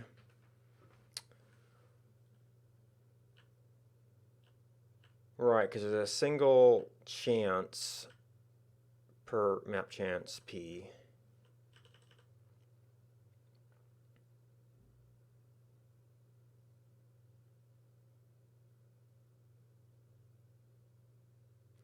Total weight. And it's going through all objects, which I think is guaranteed to be ordered.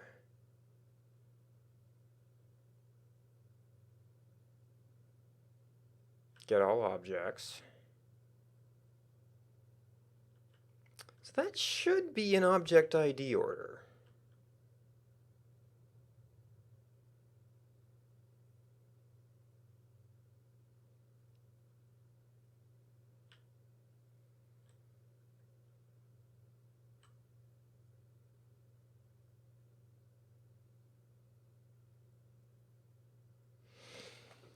Alright, looks like we're back to debugging. Which means I have to remember how this worked. So we need...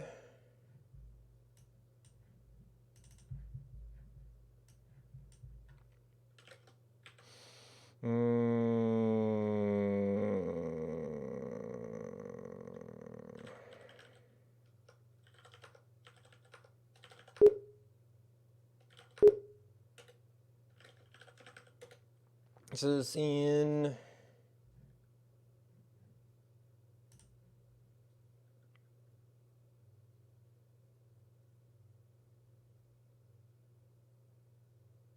What program are we making here?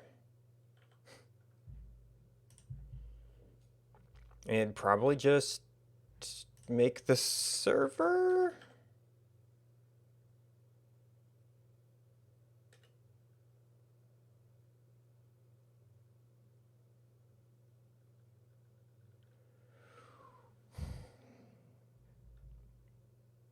Of course, now I just read all my timestamps. Maybe it was scene tiles?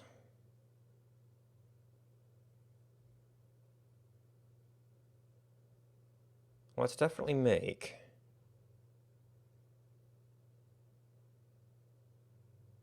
Right now.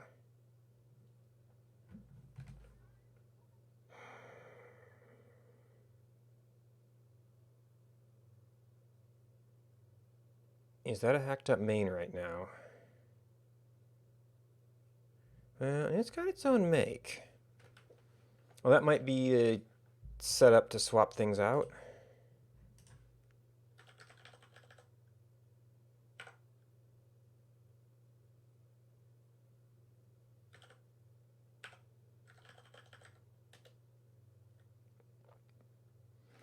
Okay, so that is its own little thing.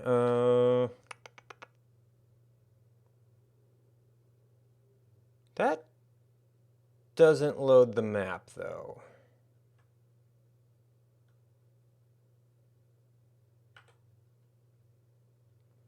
And yet, that is the XC we built.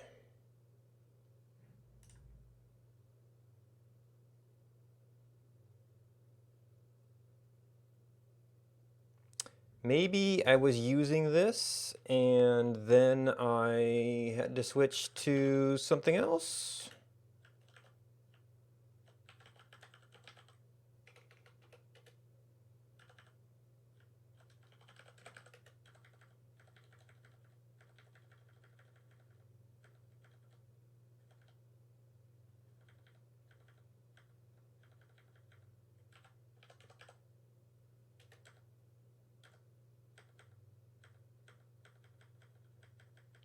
Well, that's not as helpful as I was hoping.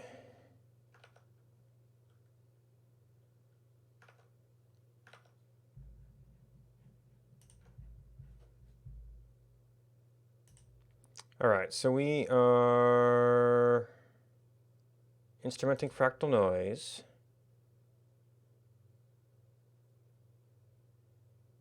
Oh no, it's the map poll program.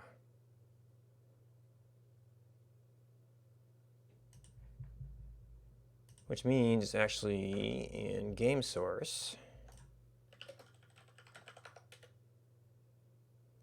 Which you'll probably just make.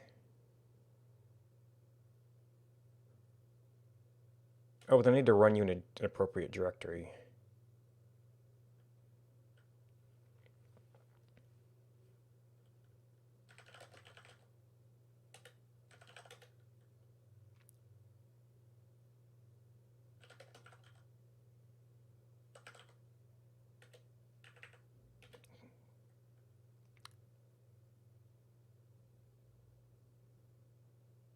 What the heck?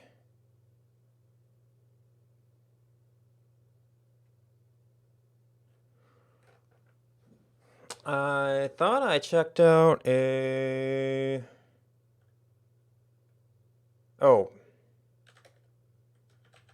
Server star.dep.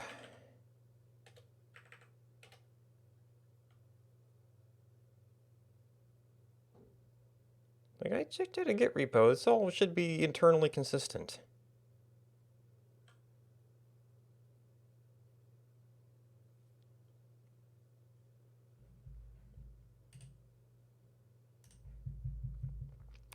And then for that, we were using...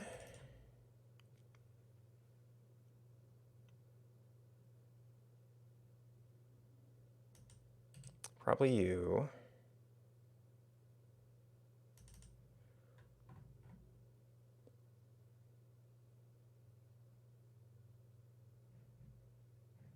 Which means I'm going to want these like logs or standout. All right, so make, and we want to come back here and we're done. Well, and copy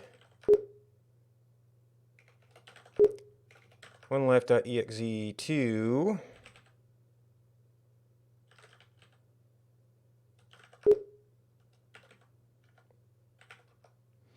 mapping as, actually, do I have another exe for this debugging?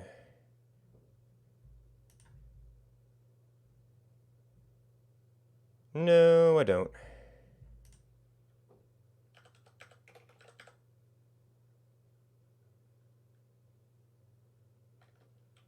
And then subshell.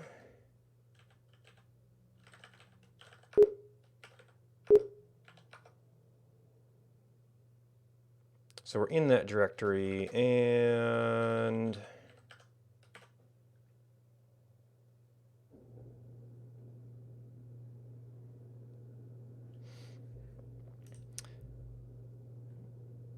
now I don't remember, did I just do like a debugging output? Do I just have like an exit in here? Exit, yes.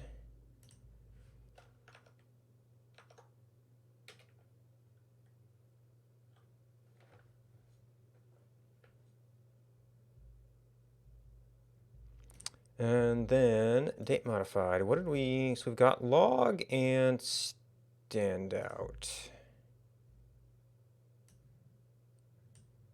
Okay, does standout just might just accumulate?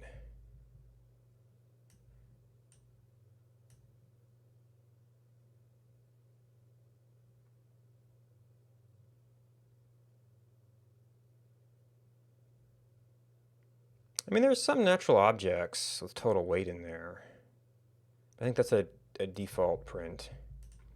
Now this is like some down and dirty output from the internals of some of the functions, which is not what I need right now.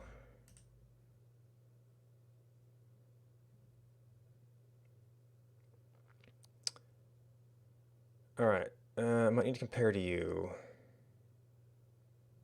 Don't need that, except that was probably in the right directory and everything.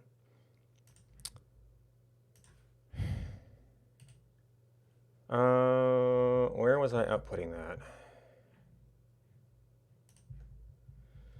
So this is in game, where we imported some files and ran them.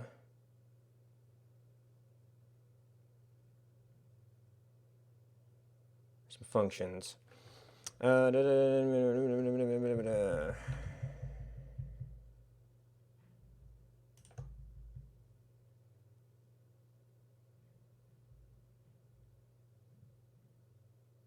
Map.db.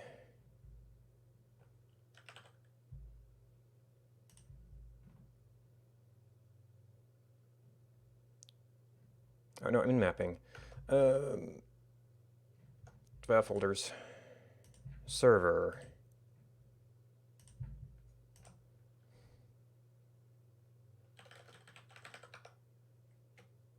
Oh, yes, game source.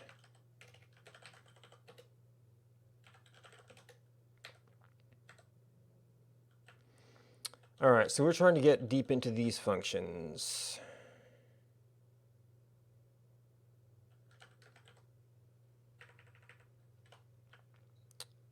This is probably the earliest thing that comes along. So map, when we are doing this like get all objects,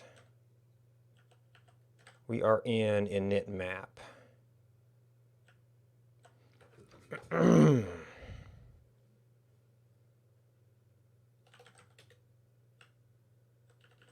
Okay, so there is just, and this other stuff we're printing out must be internally to those functions. Yeah, okay, so there's that. I don't need these right now. What we need right now is a init map.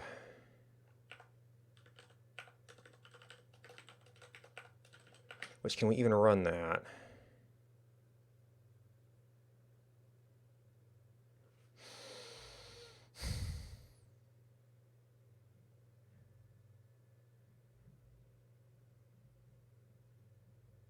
Too many windows.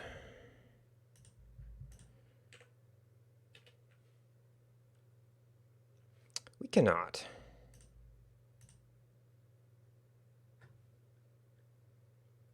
I don't know why it's complaining about color all of a sudden. It's where it used to have that.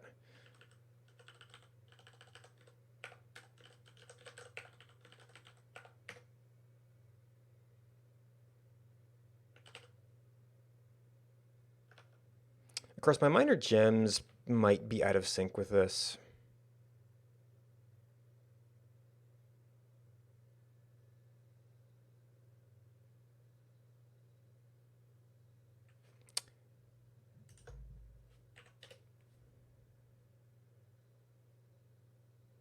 That's before exit. A lot of practice with C.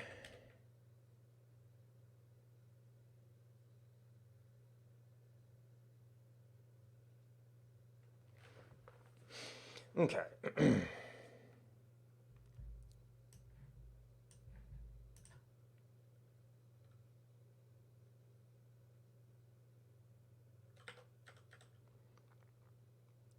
So init map exit, and then in map, don't care about you. We want to know exactly what our biome maps look like. All right, so for num biomes, that's app log.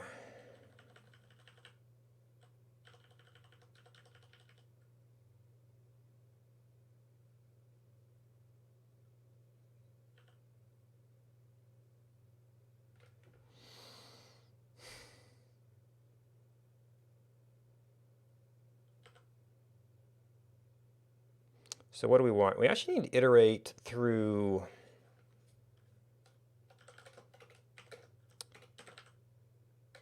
Are we already in an I? Is that why we're using J?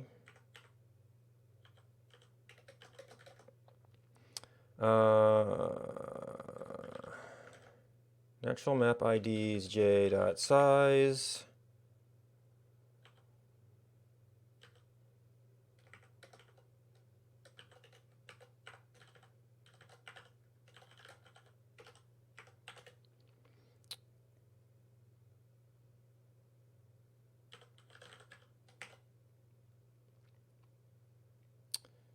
So we have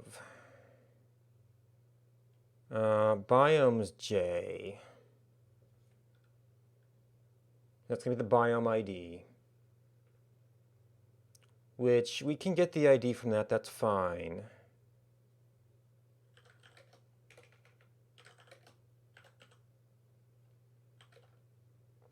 Biome %D, natural map ID has a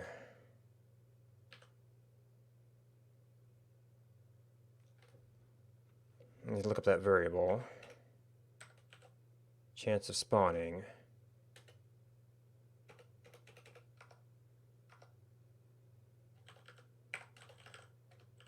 Is it tab stop? Maybe.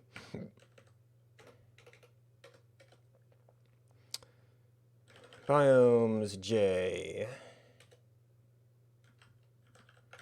Natural map IDs JI. And natural map chances.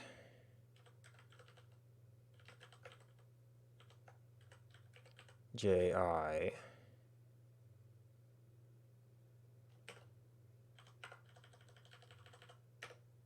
So we care about. Okay, so you must be.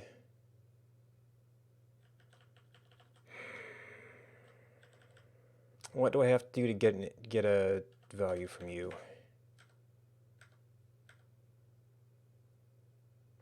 Get element direct.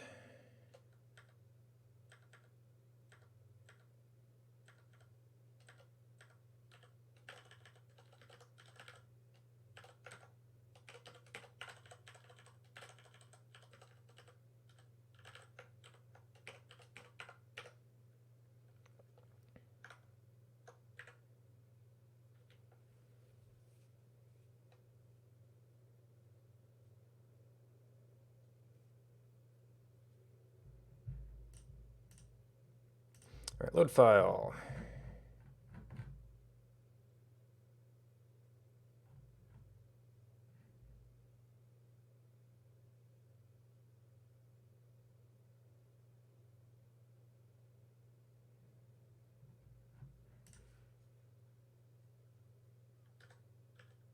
This is an init map.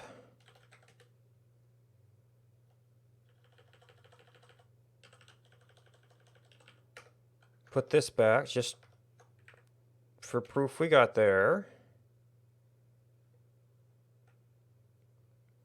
And I guess this could have been like an exception error.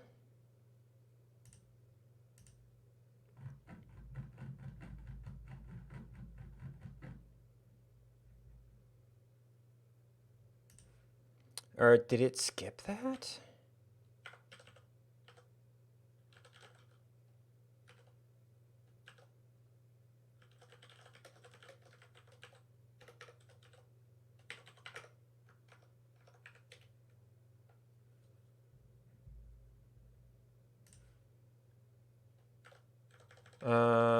I guess. Oop. Actually, that was it. Actually, that's just totally messed up. Okay.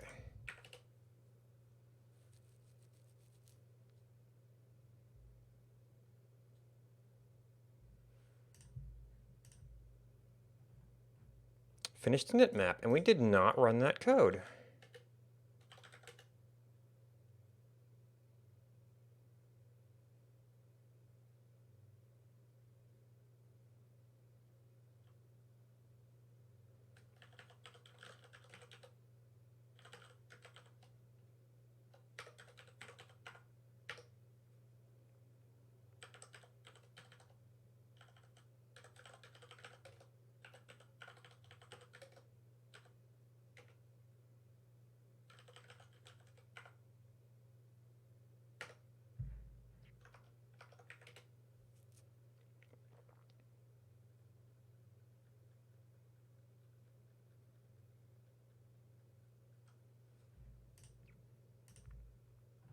Init map.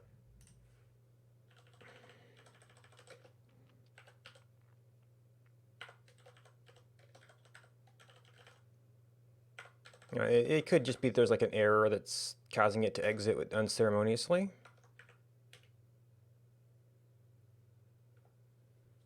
No, because we're seeing finished initmap.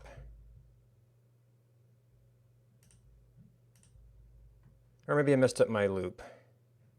Oh, initmap 0. Okay.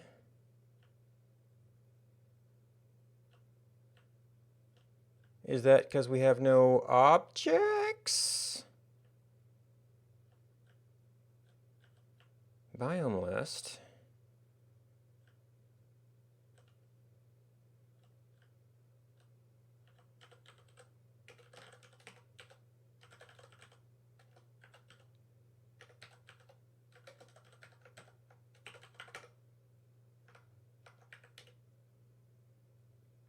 I mean, I attempted to run this where there was a data file.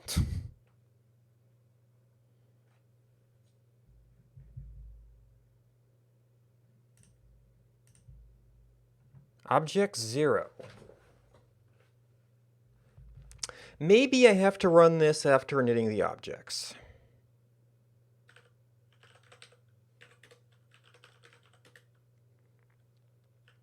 White map files, free map. That's a different init map. And it triggers init trans bank, init category bank. Oh boy.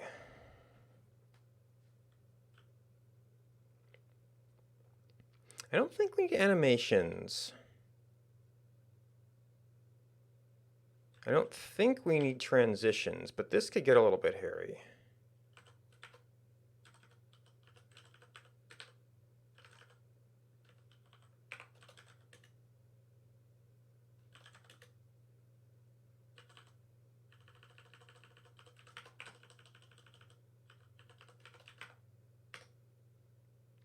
It's not complaining about that, because I guess game did use that before.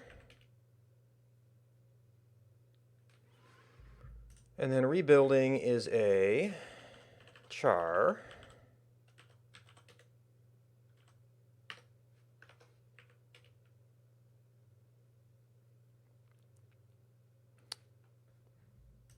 Wait, you're telling me it's previously declared, but it's not declared.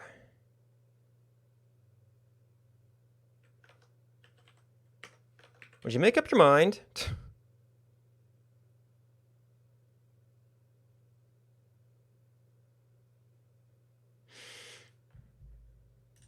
Oh, it's probably... Right, so we do all the fancy loading here.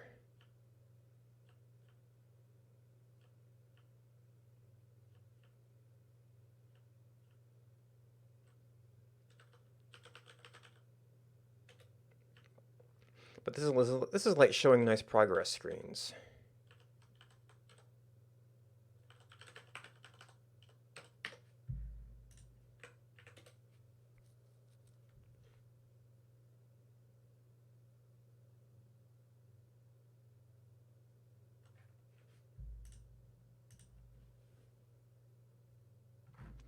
Oh. We definitely load the objects. Well, this might be because we didn't load some of the precursor data, like animation. 4,906, 7 biomes. Okay.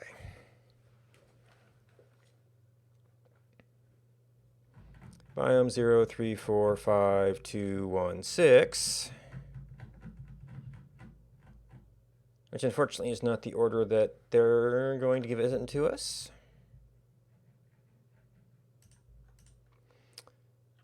All right, biomes for each. Biome.objects, object.id. We filter, okay, so there's some filtering for grid placements and... So I think that's similar to how he throws it out.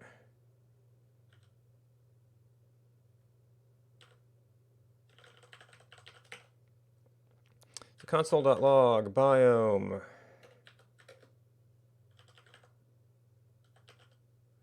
Biome.id.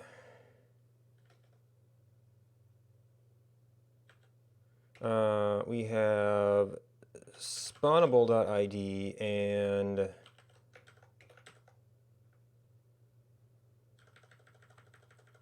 spawnable.mapchance.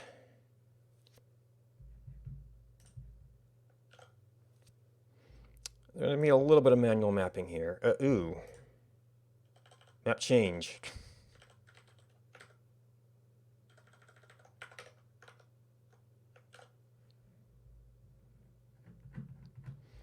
Biome 0 should map up pretty good.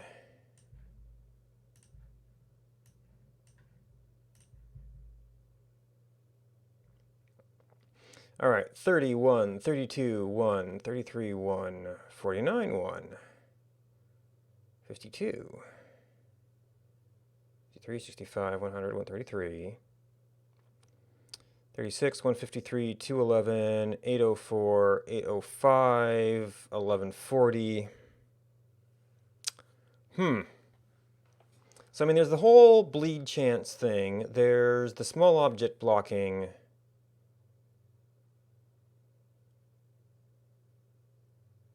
That are not yet handled.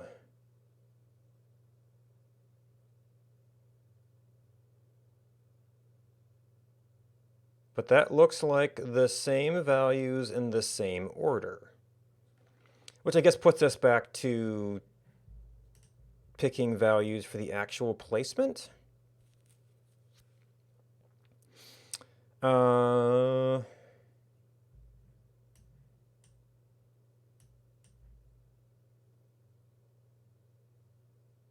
one thing I still don't have terribly good here is that, okay, so this one matched. I guess you can kind of tell by the blur, but you can't tell what's behind it. So if we pick,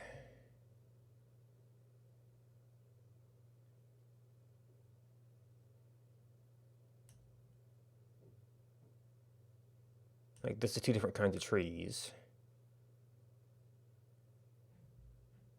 That could be a blocked spot.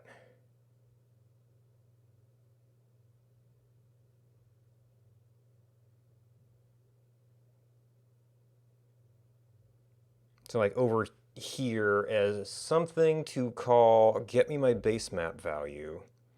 And we trace into that.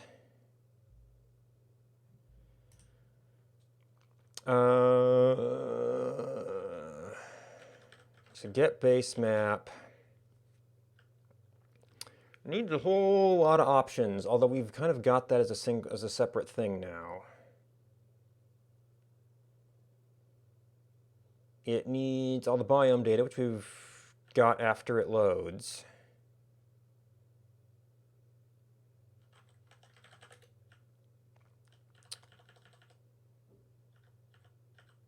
So this is wrapper biomes for each. So we should be pretty much done here. So can we say console.log, what is this going to be? -2, 1 in-game coordinates?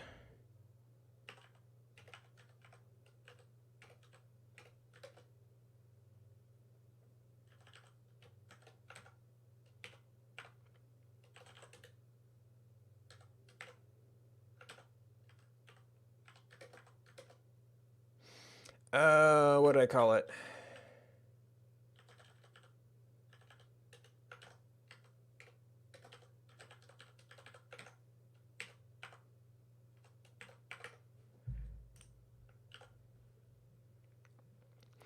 Okay, so that's saying 136. We probably have a lookup for that by this point. Grid placements. It's technically a separate promise.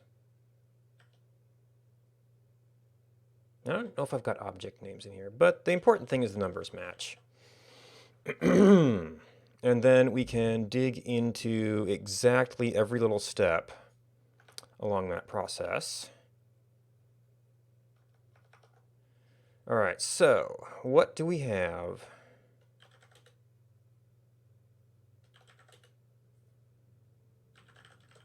Because I based this on this code. So we have, they have some extra concerns for get placement. But mostly it's just get base map with a bunch of assumed parameters.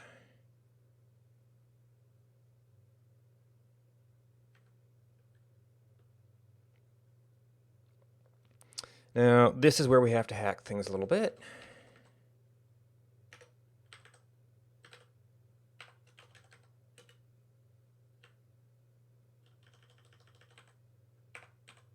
That did not copy for whatever reason.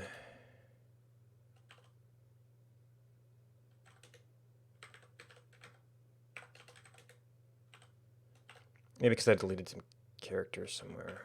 All right. Get base map.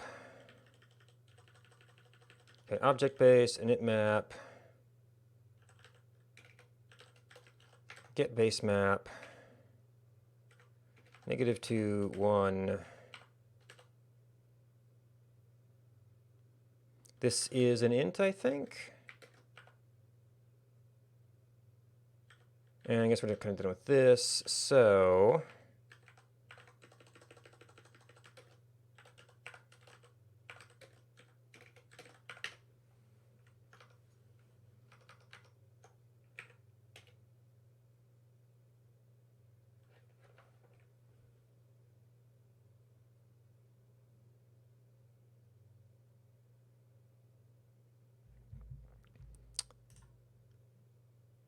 stand out. Yeah, I almost don't need the biomap anymore. Okay, it's making a whole lot of calls to that stuff, so I'm going to turn down that spam. And your answer is 100.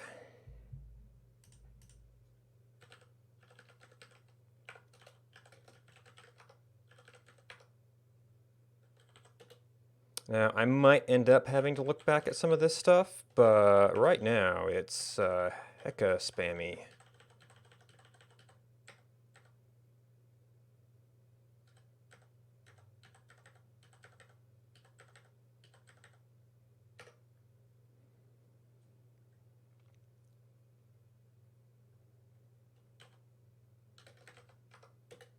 For map, there's actually some other printfs in here.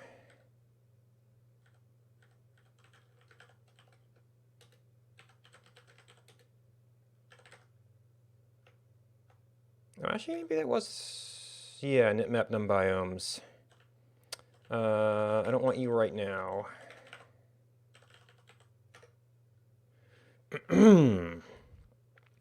I want get base map.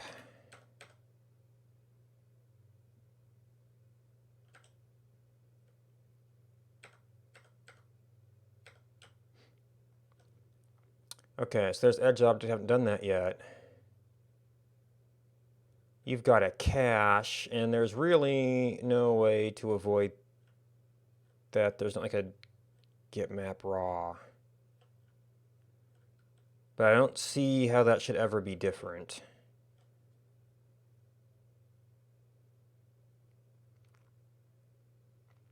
There's grid placement, which shouldn't be an issue.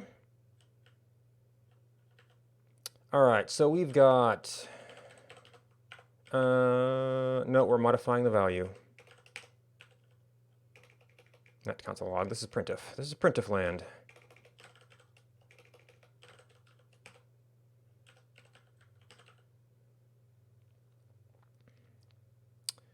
Density, you are, I think, fworkser.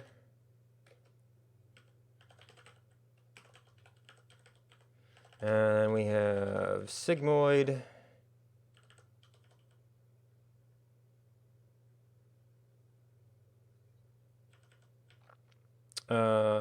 this is not interesting because it's just straight up multiplication. No, this is a deterministic function, so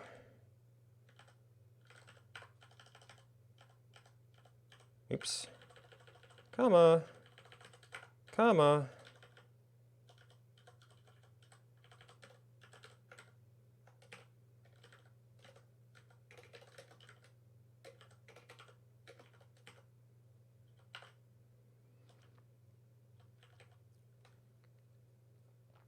So well, actually, no, my density function is pretty good. It's not something I'm actually worried about yet. It's which object we pick.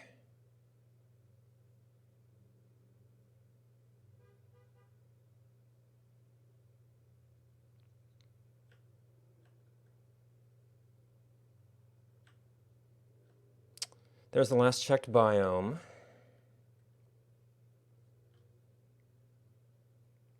Second place reduction.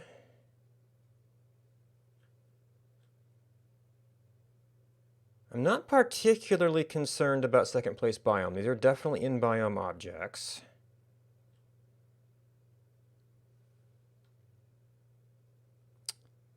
Could be special objects. I guess what we really care about is what is our special object out?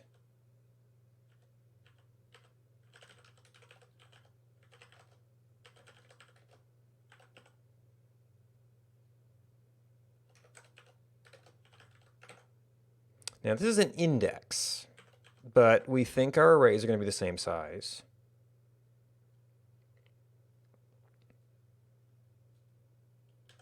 Wouldn't be bad to confirm that.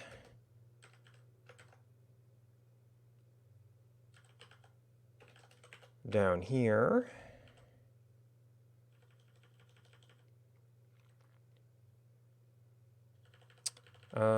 And actually this isn't affected by that, so we can say new special chance.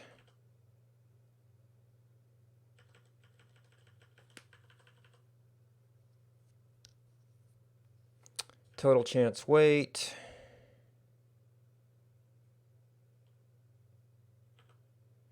All right, so special object. What do we got?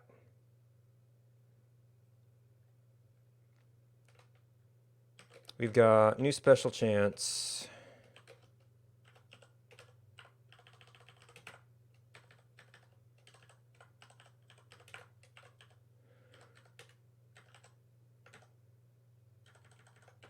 Too much stuff. New special chance. Old special chance should be interesting here.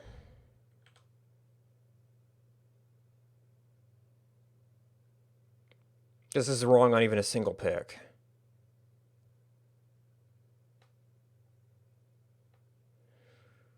And maybe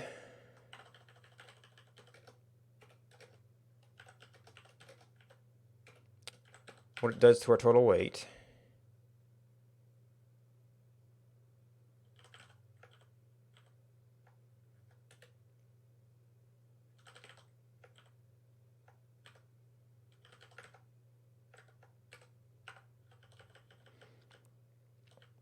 All right, so that's all our special shenanigans. Oh, this is probably picked biome.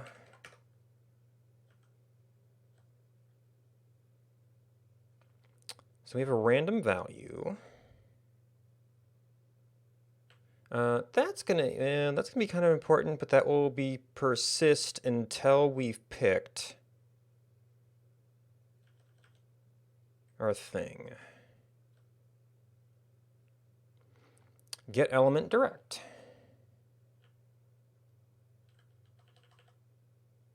So we want rand value and I, which we pretty much picked that at this point.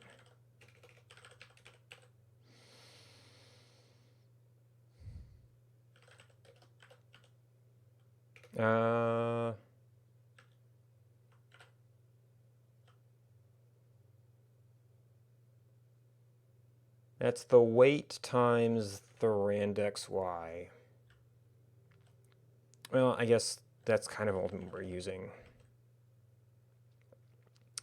And it is this object.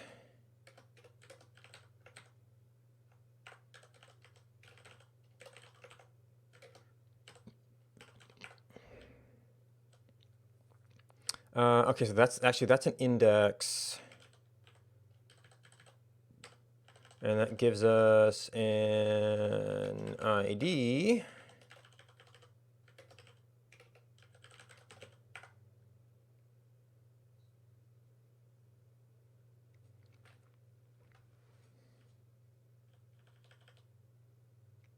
We might skip it if it's a moving object.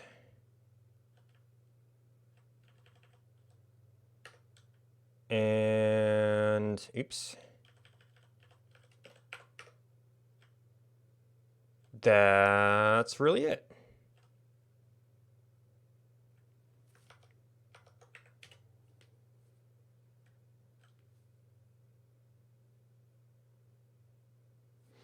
Oh, I had a warning here.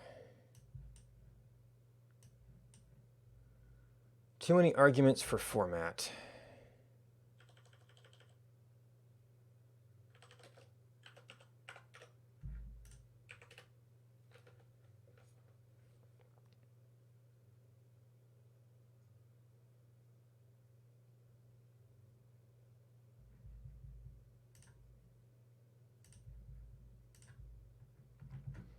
All right, special object is 14 to 15.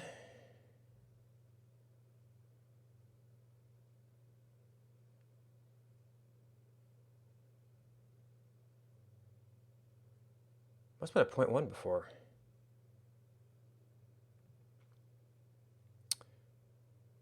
And 8 out of 16, index 7, ID 100.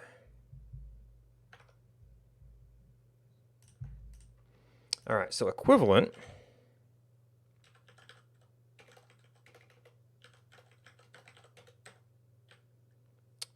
All right, so what are we printing?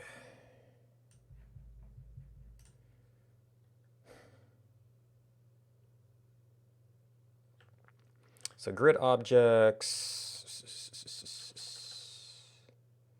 So density, sigmoid, that stuff was generally fine.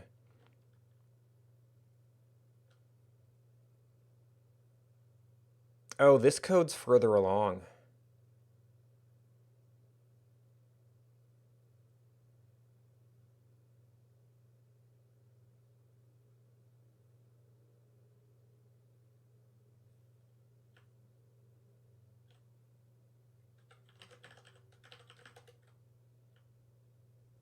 Maybe. No, it's a grid object. Oh, because we may have computed it up there.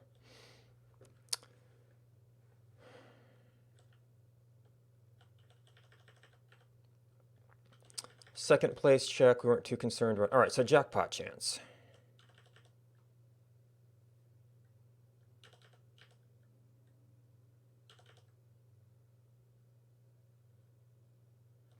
So we're putting this down around here, where we got our special object.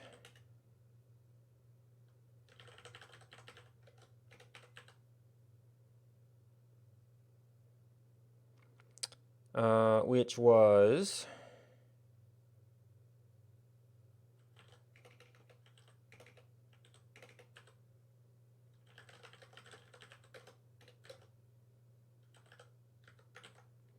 special object index out of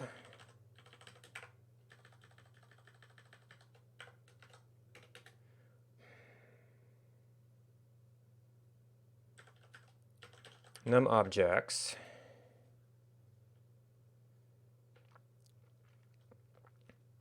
And it took us from old special chance. No.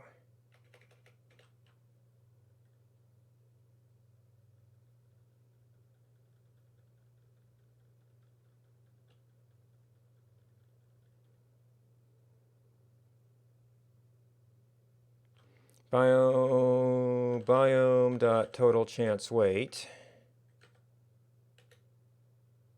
to total chance.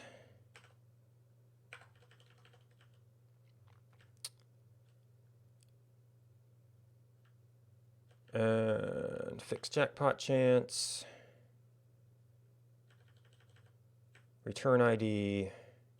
Eliminate off biome removing object.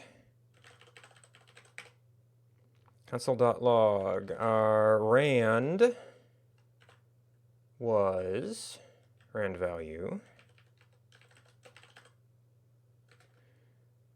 Our index was I, and our return ID was return ID.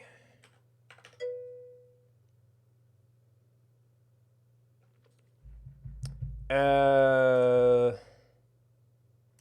swearing in here, please.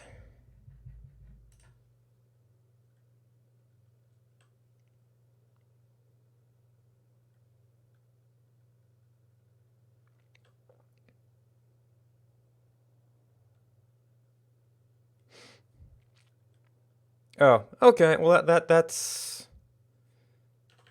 helpful.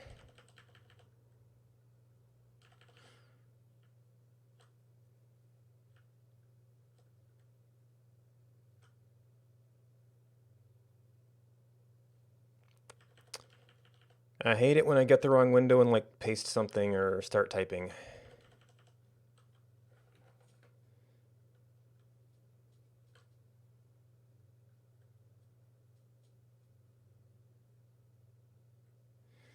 All right, I think I just need to run this. Oh, okay, well, we're generating a lot of map right now.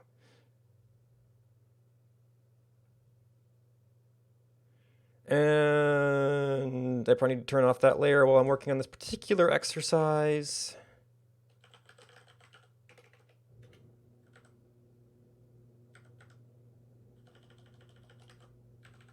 Actually, it's inserting it that's an issue.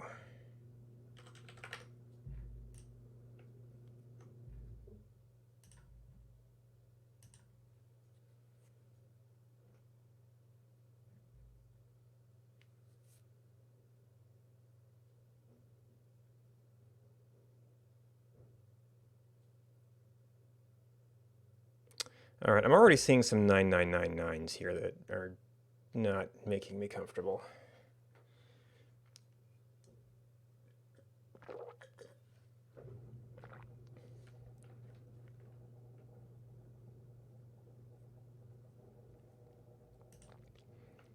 Well, that's worse than I thought. Except the browser's locked up, so I can't even close the tab.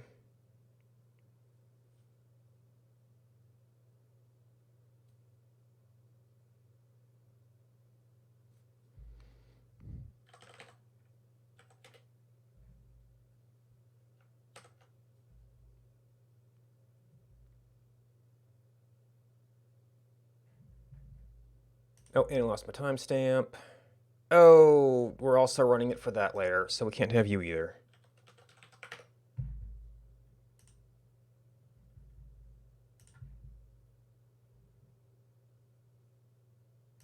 I'd like the program to keep on going if possible.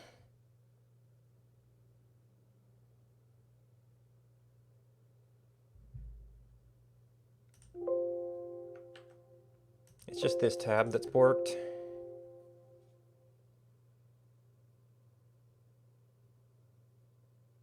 And we actually kind of made things worse because we're so zoomed out.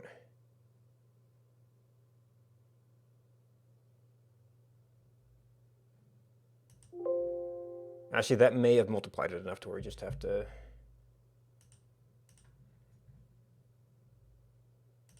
Okay, well, stopping that script help. Not entirely. Oh, okay, that did it. All right, I guess it doesn't really matter what we're looking at right now.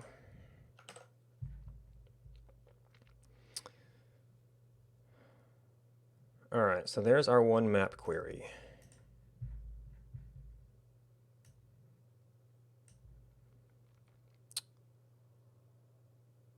Oh, yeah, our total map chance is very wrong.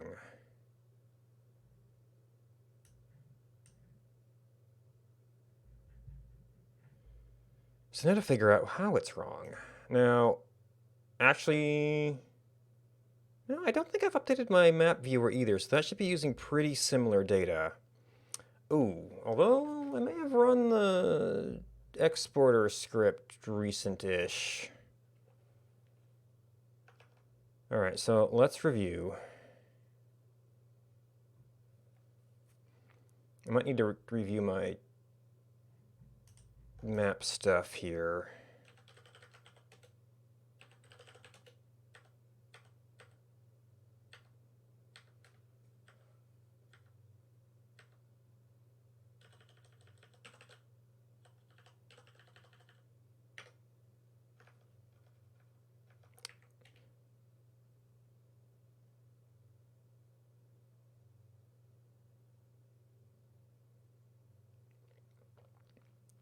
You know what?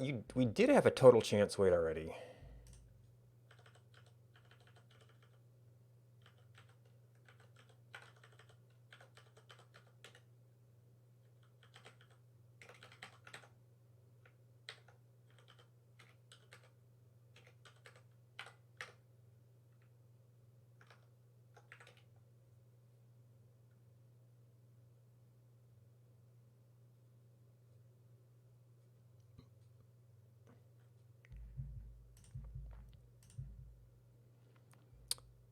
Oh!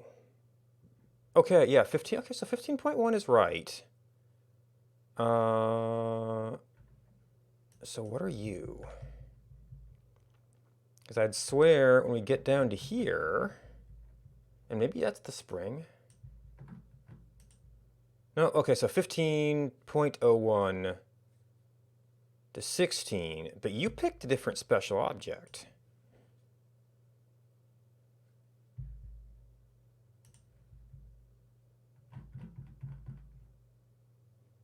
So I wasn't printing the total here. But we have all those same numbers. We can expect that. 15.1, we chose a different object, got a different total, throws everything off. So it's looking like special object selection.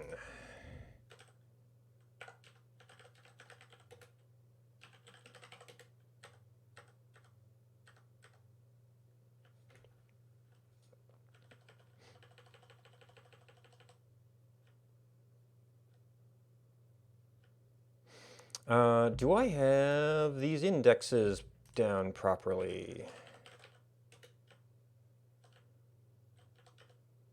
I called it jackpot. Okay, roughness, offset, scale, jackpot, seed off. Yeah, 793 times I plus 123. So that seems right. Jackpot offset plus.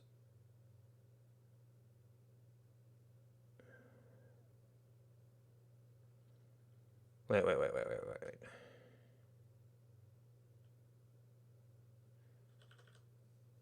Okay, yeah, jackpot offset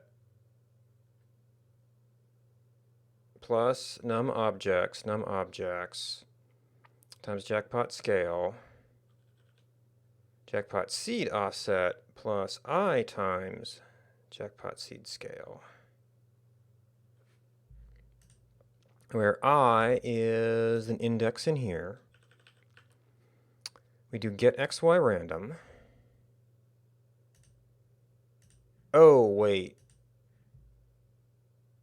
You did get xy fractal, not get xy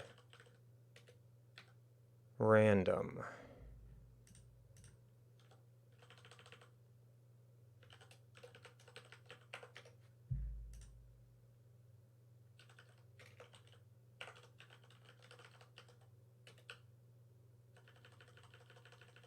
That makes a little bit of a difference.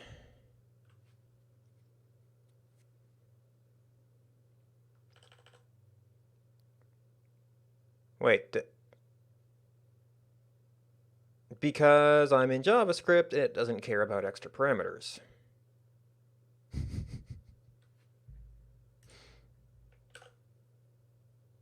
Hey, there's 100.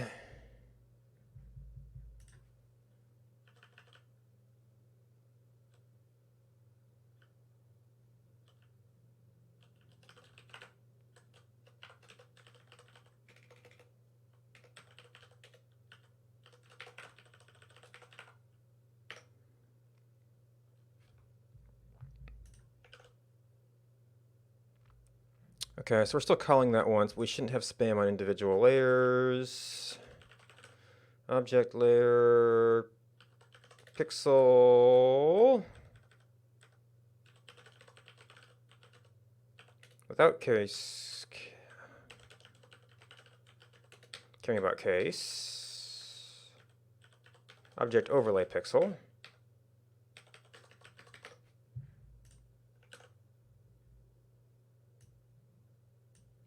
Can not crash the browser, that'd be great. We never reset our time.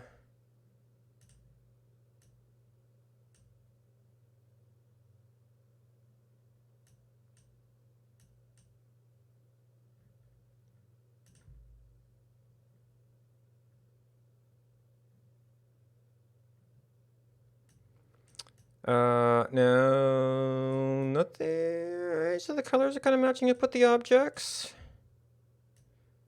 I'm not blocking the short objects, like, and it's a couple other steps the main code's taking.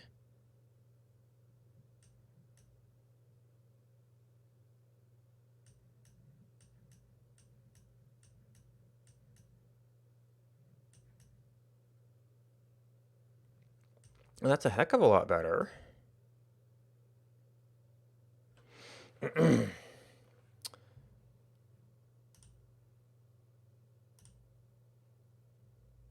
Okay. That's probably worth checkpointing. Although I can probably look at my biome.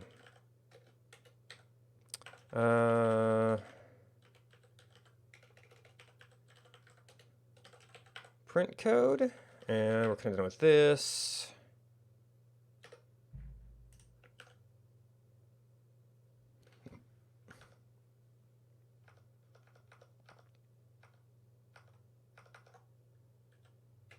Oh, and this open. No, that's one life.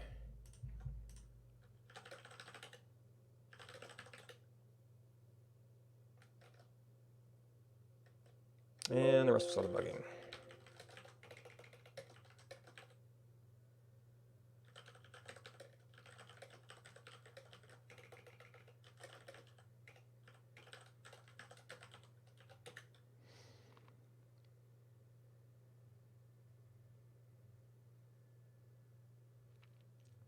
Okay.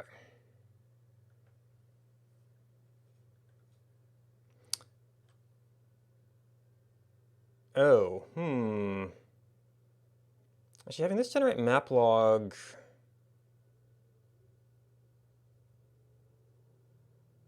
format might not be useful, because I'm going to have to think about how this interacts with versions of this where we do update the stuff at a certain place. I guess the map log format you can just consider as a pre-playment to the real map log.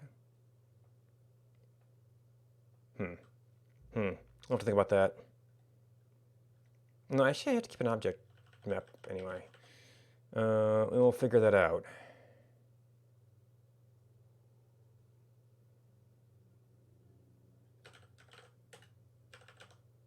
Okay, we did that. We did that. I probably should have had fix it on there.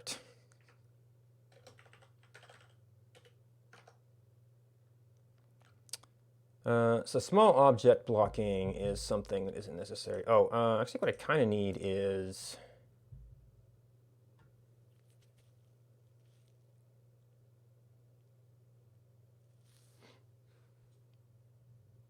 Like some little tweak I can do so that I can see the objects in both layers at once.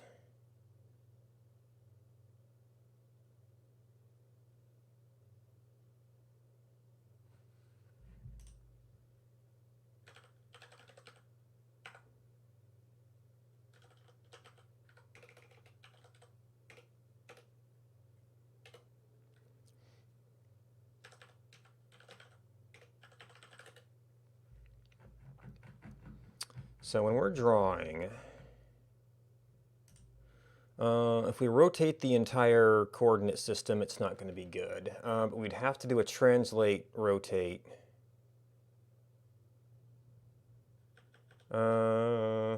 Filling it slightly might work.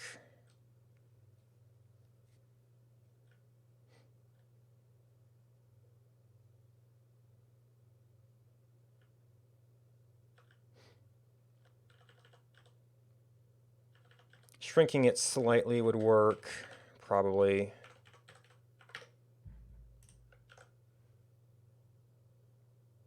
Okay, well, yeah, because the placement is up there, so that's...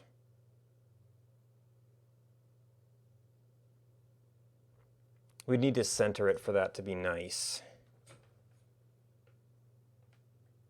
Placement.x plus... It wouldn't be 0.9 because it'd be half, right?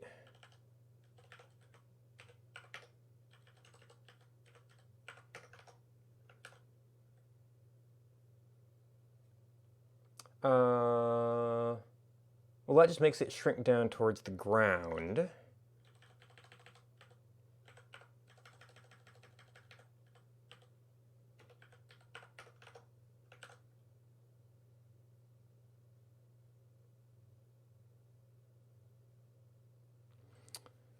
If I wanted to do a rotate, and I mean, like rotate about where?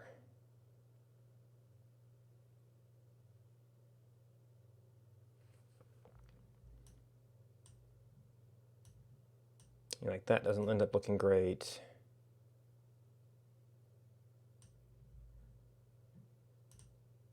Oh, those objects don't exist. Well, maybe they were blocked by anything. That was kind of the issue.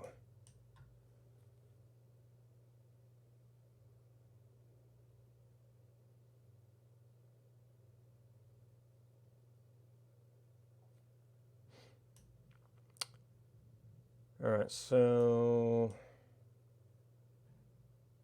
Is there anything you can do like a...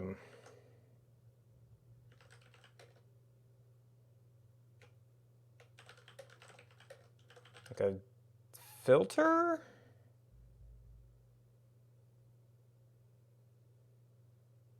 Blurring or grayscaling?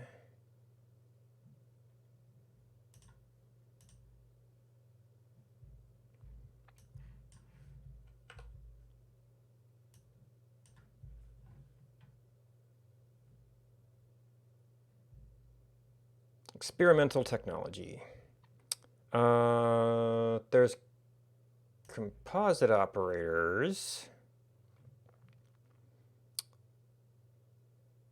But that's based on existing content of the canvas itself. I mean, I might be able to do...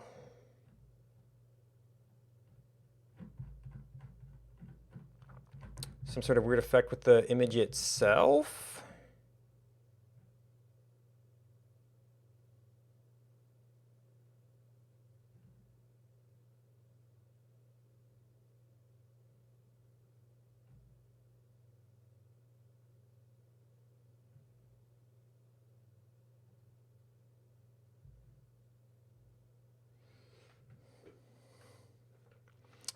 That lightens because, I mean, it pretty much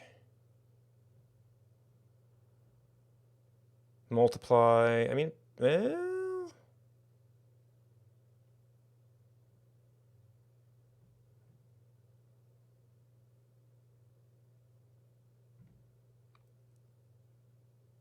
no, I think where it's most transparent, you pretty much get the original image.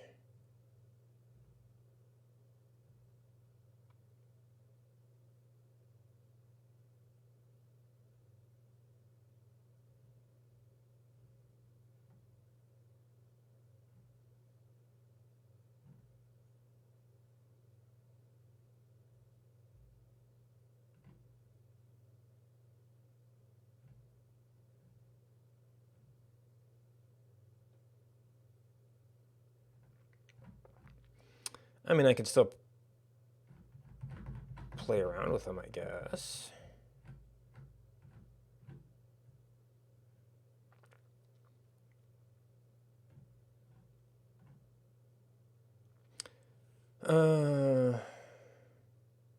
That fills in. Oh wait, there's the little boxes up here, but that's really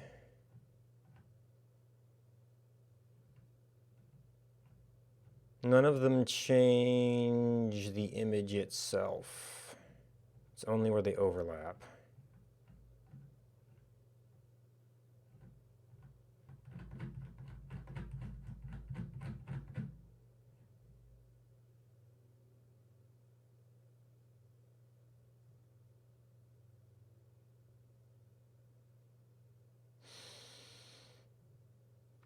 Properties are probably filters experimental. Well, I guess if Firefox supports it, it can be used for developing.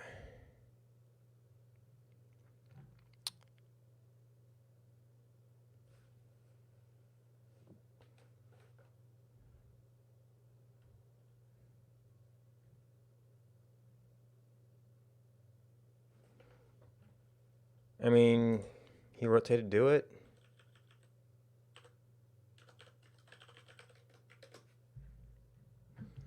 And it's a string.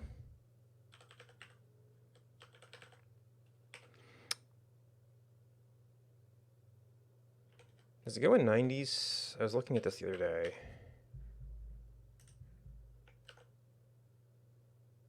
Okay, appears to be unimplemented here.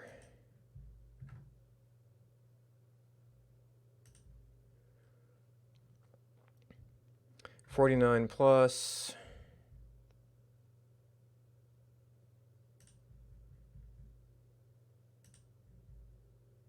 $69, maybe got removed?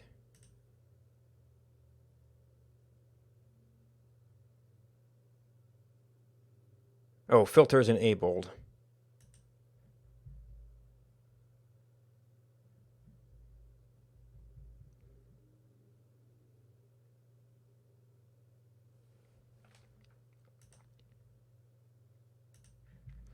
Well, maybe we just go with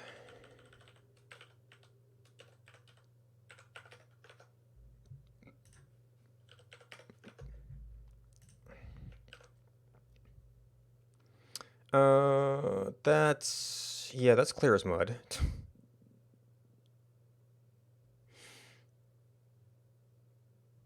I mean, I guess the seeing double is sort of tells you that it's there a bit.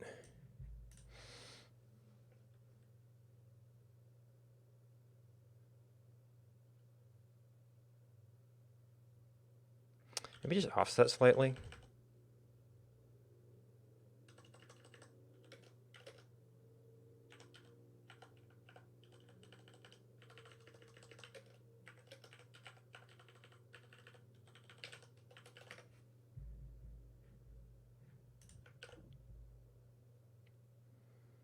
Oh, we'll talk about seeing double. Works well for the small objects. A little harsher on the trees.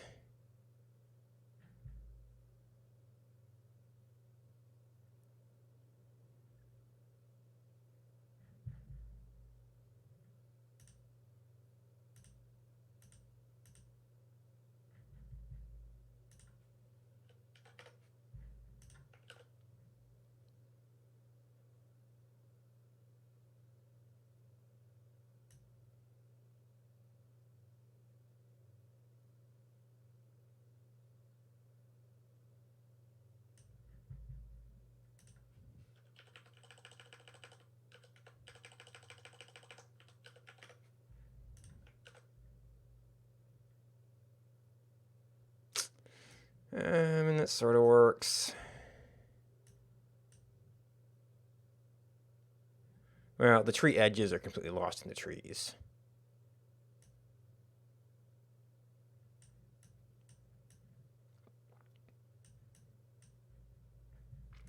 All right, so what does this resolve down to?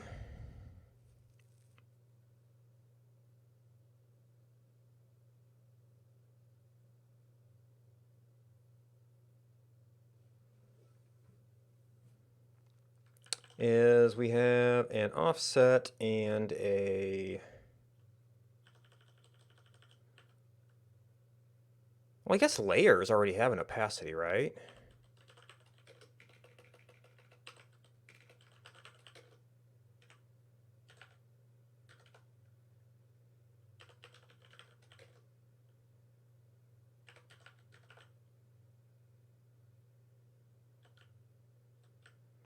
Just from leaflet.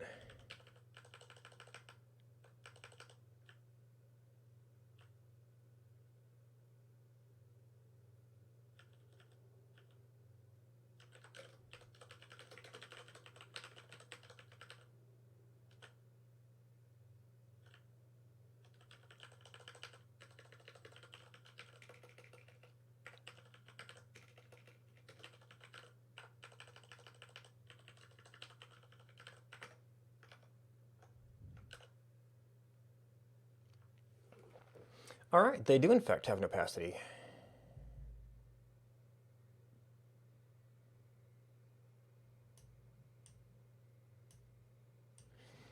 All right, so the thing we actually wanted to work on is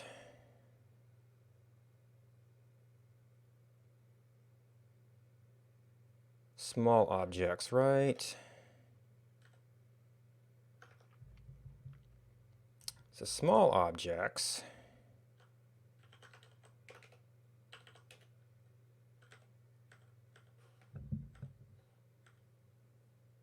This is map.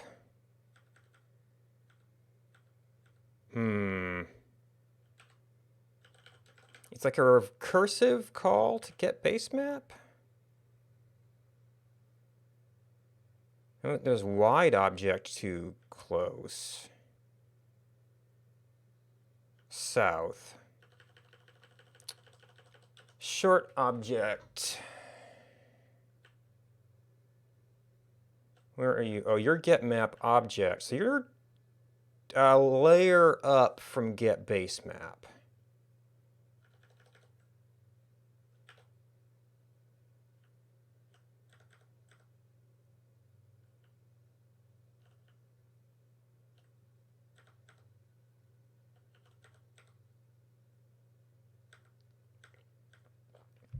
Do I have anything above get base map yet?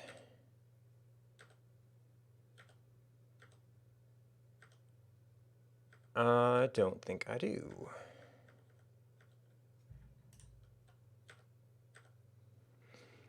So get map object raw.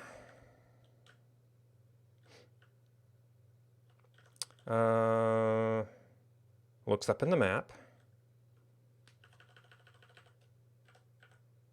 And that's that.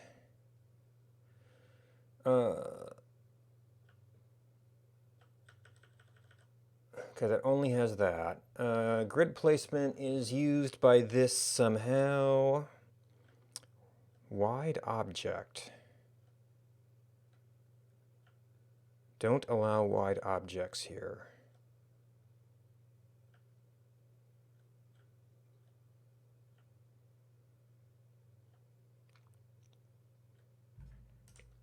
I wonder if this is new code.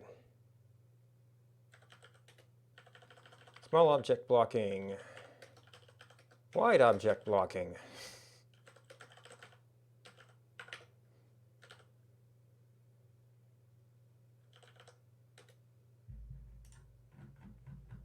So technically we check that first.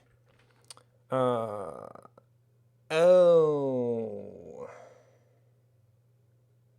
Are we doing grid placements yet? We are doing grid placements. We haven't dealt with returning the was grid placement.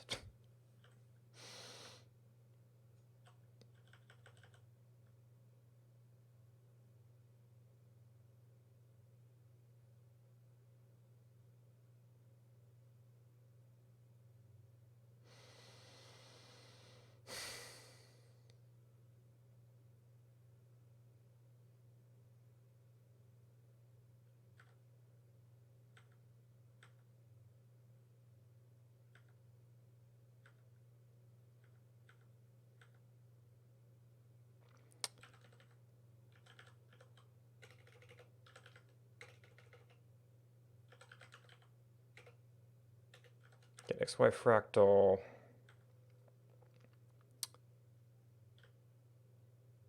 Seems like there was some function here we had a similar problem. I may have done a similar extra return.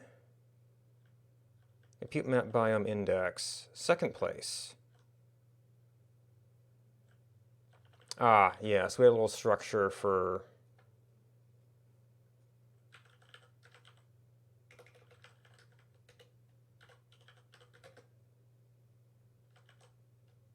no, it does have to be a structure. We're actually returning two values before, so that made a little bit more sense.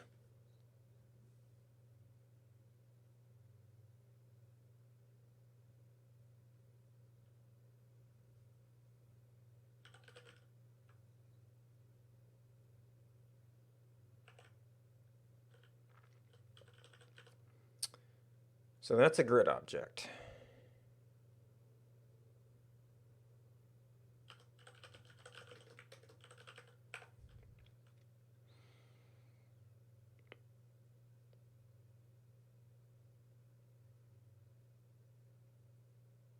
It's either that would like return a two-element array.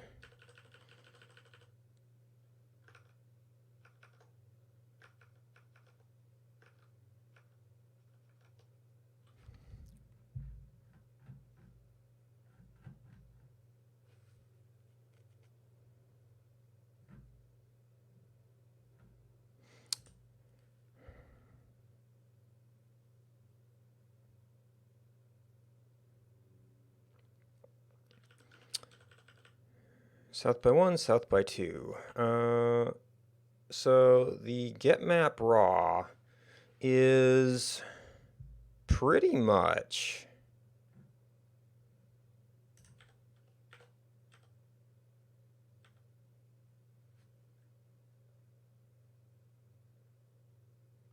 wait, what else do you use get base map for if not this?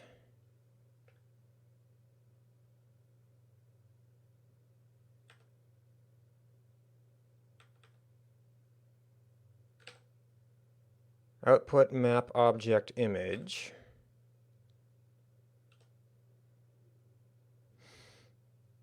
It feels like get map object raw should maybe be doing the grid placement. Except it could be looking at a grid object in this look down here.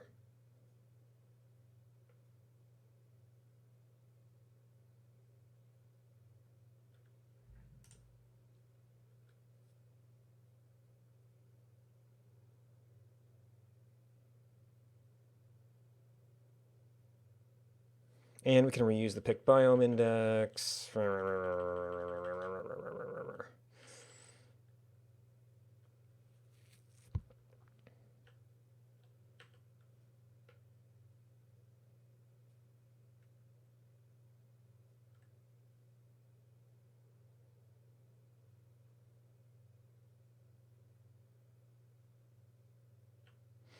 right, so there's get base map. In terms of get base map, we can define get map object raw.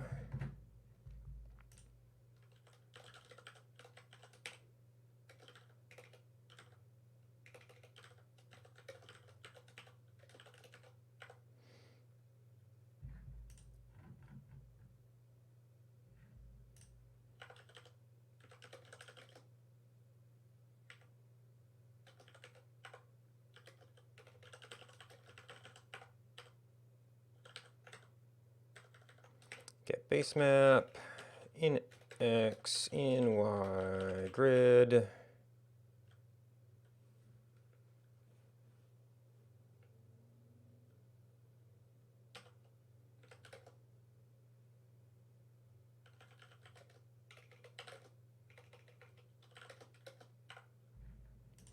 All right, so we've got,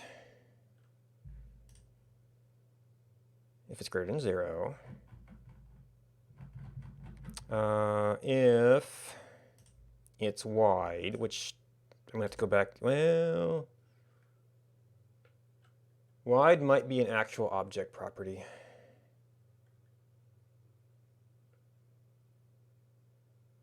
Which we don't have the data for that right now. I don't think there's any natural wide objects.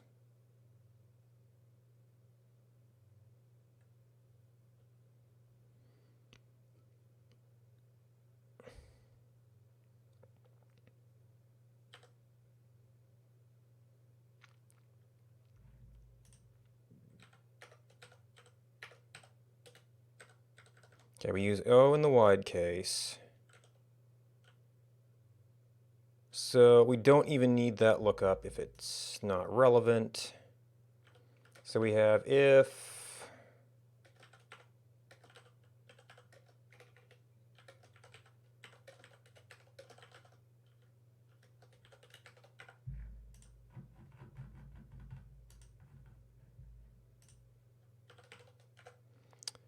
not,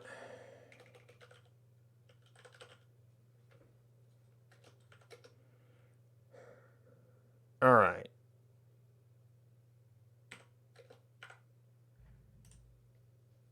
So that's checking small object by that measure.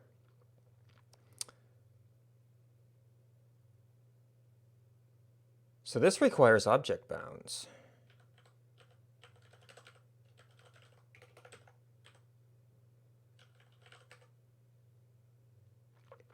Now the height. Oh, so the height is actually a difference, isn't it?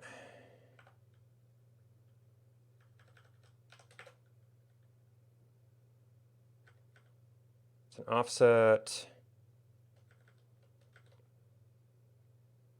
Offset is equal to that.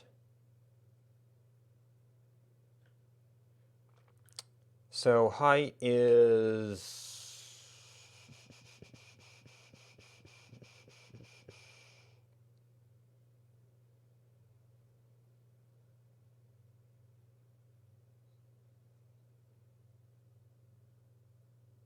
1 minus 3.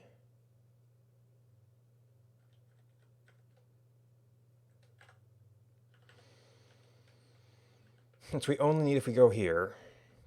Do we need the height again? Yes, we do.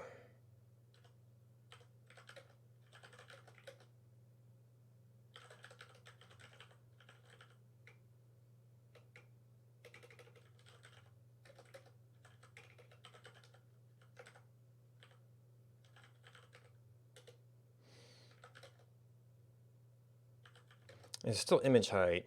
Bounds.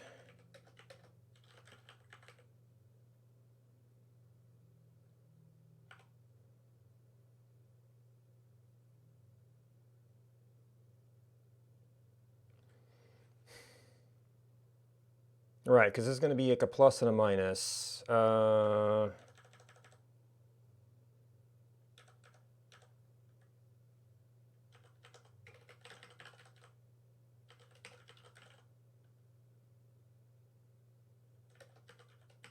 Probably do this manually once to start with.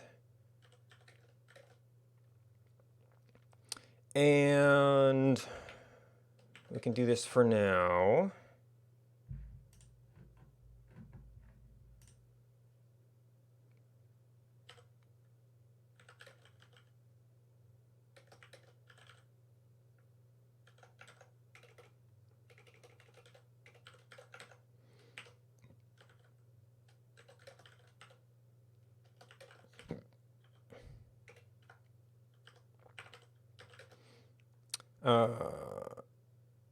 And this is still pixel limited.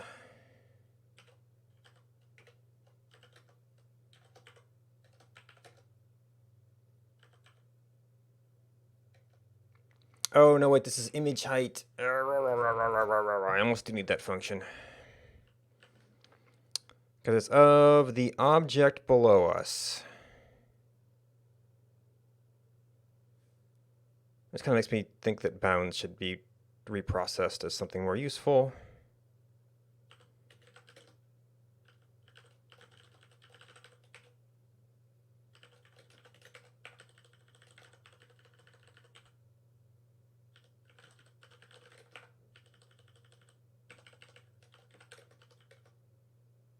So actually this is only a single call.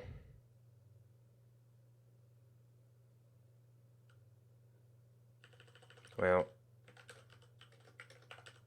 we need to check this computation.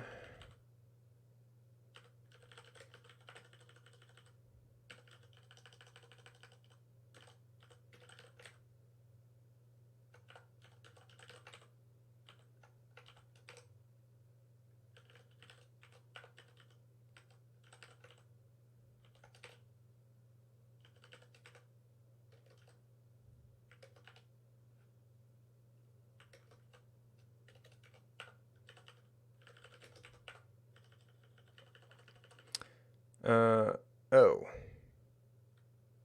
I mean, it's false, it doesn't do it.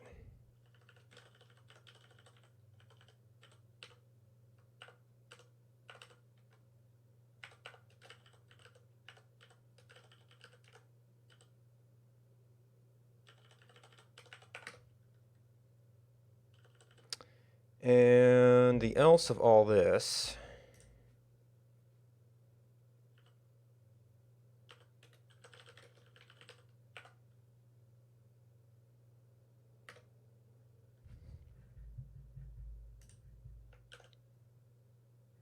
unexpected token, 530.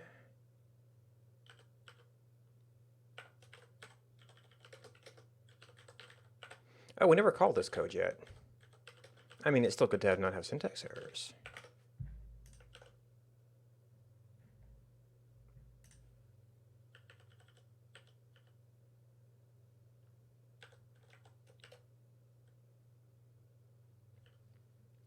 Oh, yep.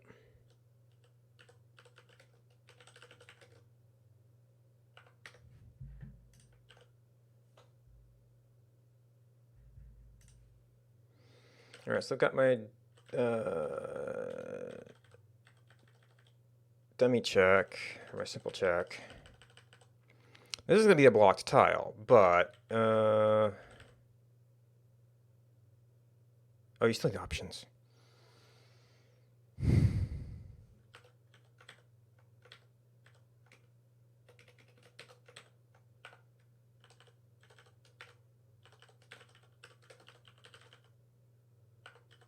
Because they have to get passed on to here.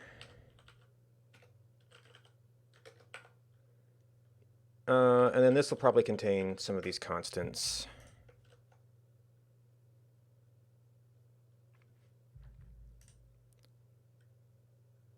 That's an interesting little debug message.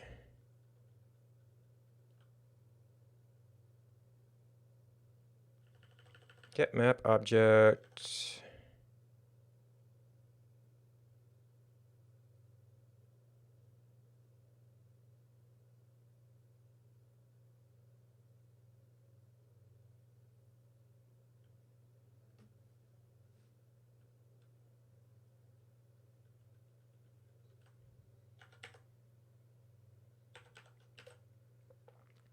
Console.log, we got the error. I'll get object height. We didn't properly move this around. Options is undefined.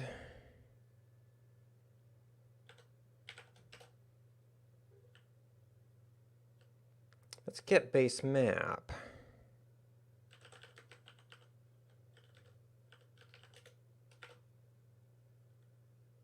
Object generation options, options, options.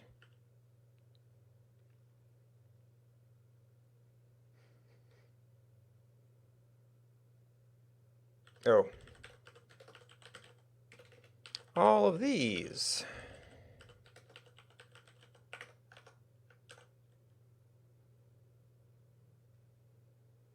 Okay, same answer. Our bounds are negative 35, 394. It was a big tree.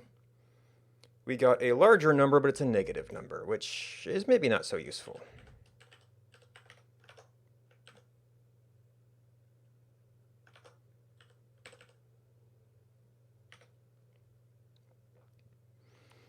And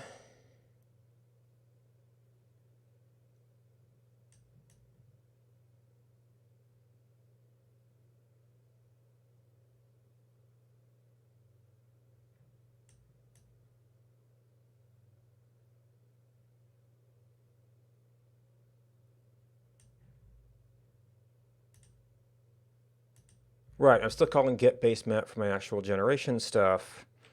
So everywhere we call get base map right now. Almost everywhere. Could be get map object raw.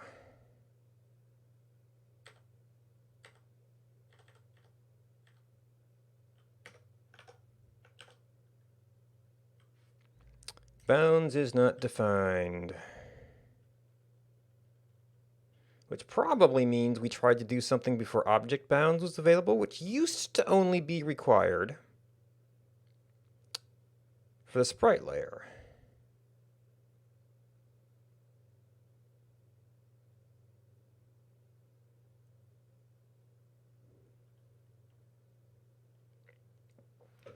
But I need a full stack trace to determine that.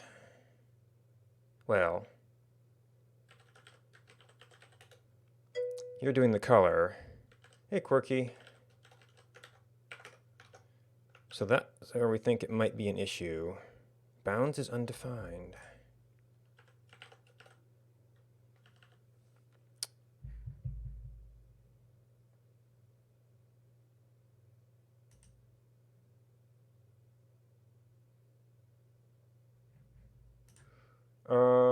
Is this only for certain objects?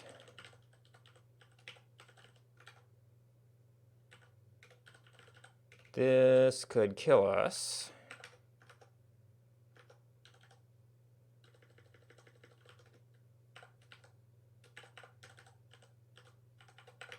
First of all, you defined. Okay, we got to a whopping 2.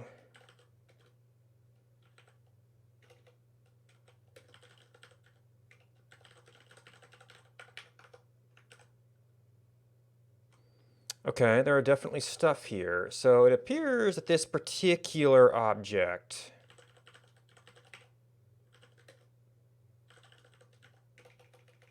doesn't have bounds defined. Oh. There shouldn't be an object 0?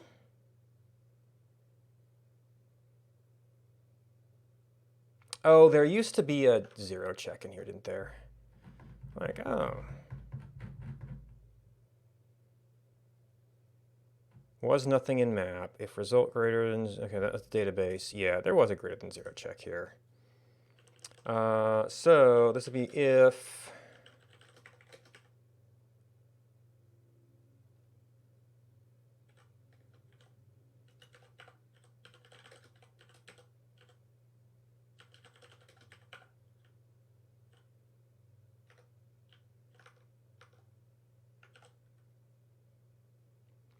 bounds is undefined. Oh, right, we still do get base map here. So this pretty much, if SID is greater than 0,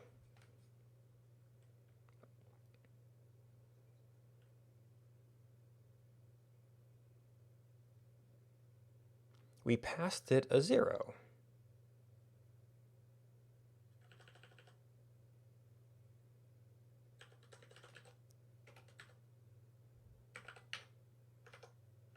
I mean, I don't think that's it because we passed it, clearly passed it a 0. That's only called from here.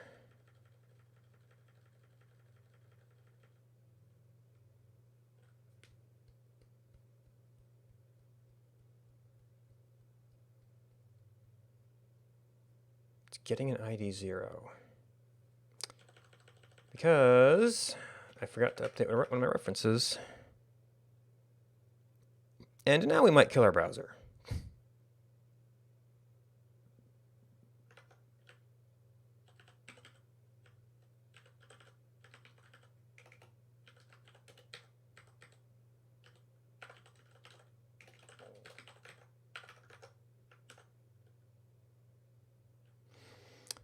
All right, that's looking like a little bit of a closer map.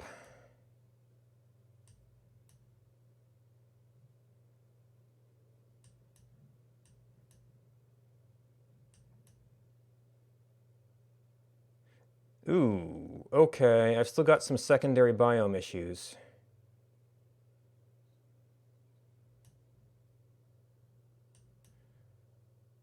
wasn't really paying attention to that before. And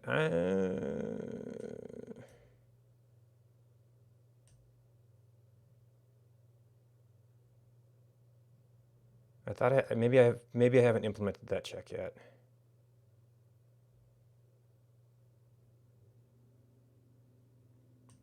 That looks like it's not there, and that would be a cross-biome object. Okay, so my second place checks aren't sound right now.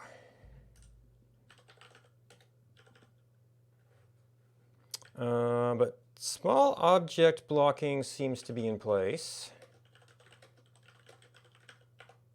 I don't know if there's any naturally generated wide objects. Well, that requires more data. All right, final bit of cleanup.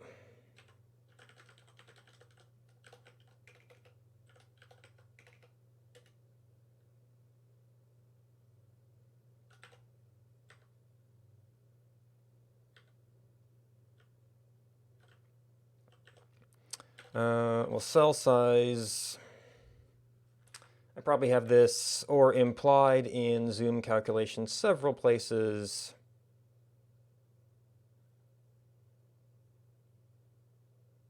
Yeah, no, you don't really have an options available. You sort of do.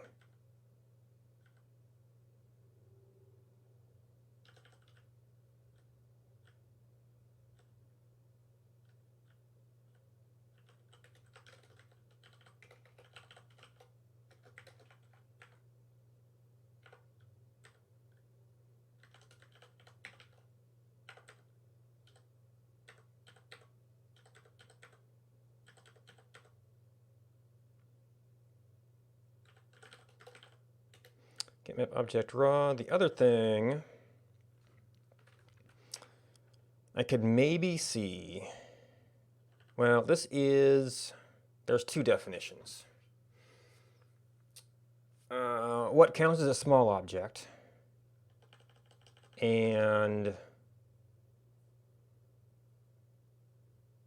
what counts as a large object?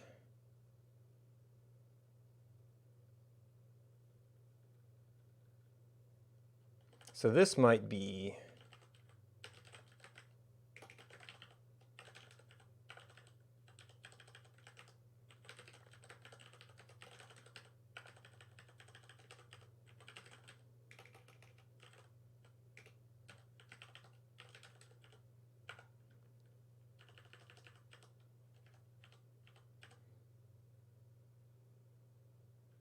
a object which is blockable and an object which can block. This might actually be tall object, like very tall object.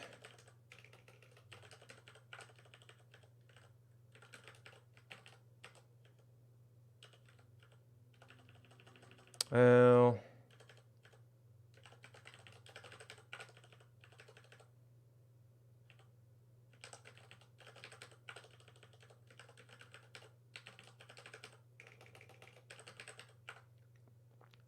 and then in our object generation options,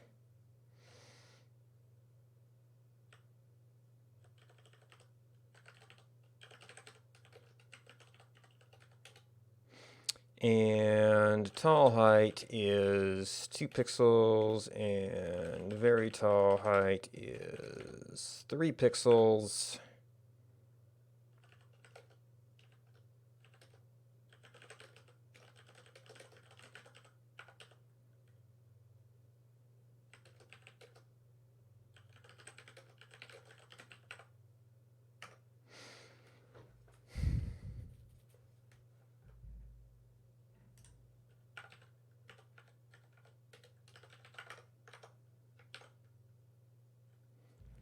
All right, so we're getting closer.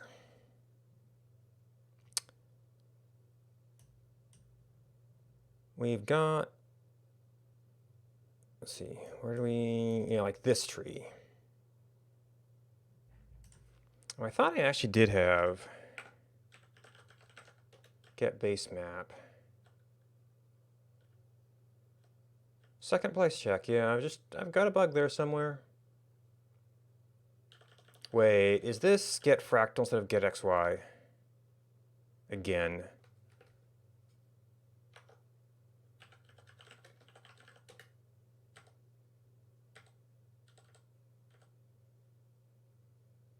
Nope, get xy random.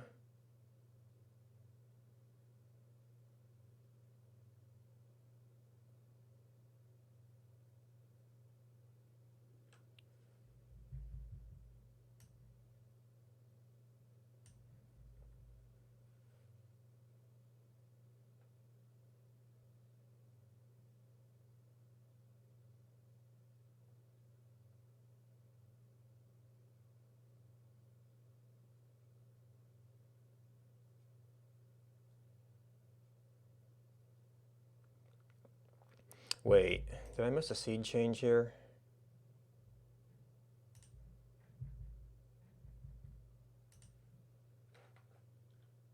Present seed.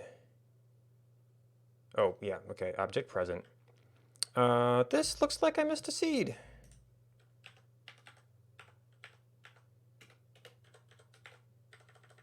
Yep.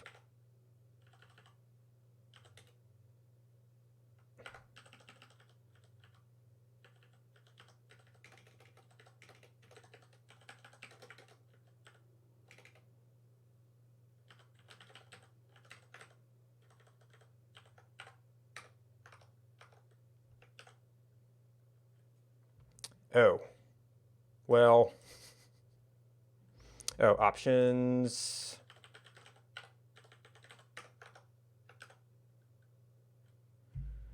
Okay, that tree's there. We still got a ghost turkey. So that is cross biome moving objects.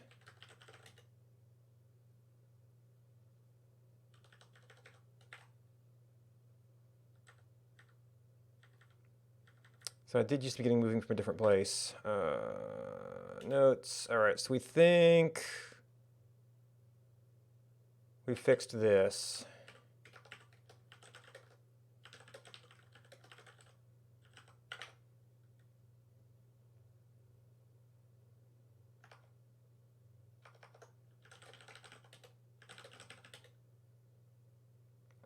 Yep, other project. I mean, I might still want to keep that around for debugging, but.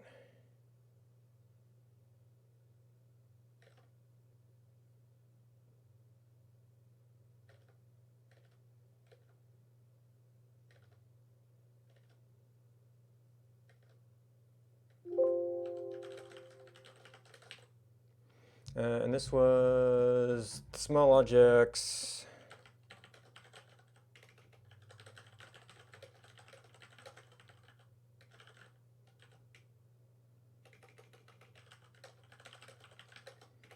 Next second place biome check.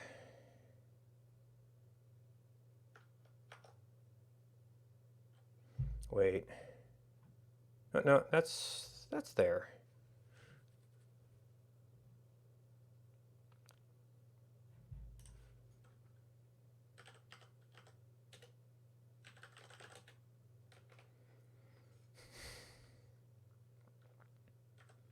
All right, there's a couple of.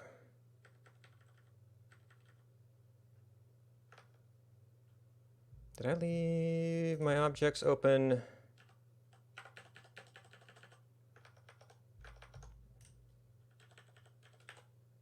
Biome object is biome.objects. Oh, biome.objects doesn't have that, I bet.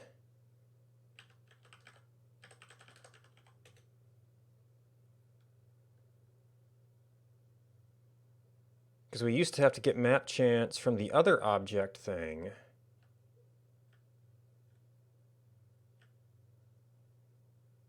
Do we ever correlate this with other objects?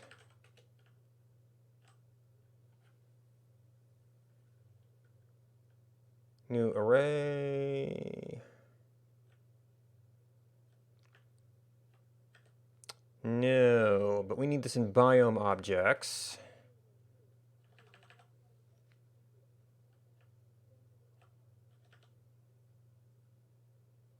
wrapper.ids. Where do we get object bounds and object size? No, wait. This is biome object.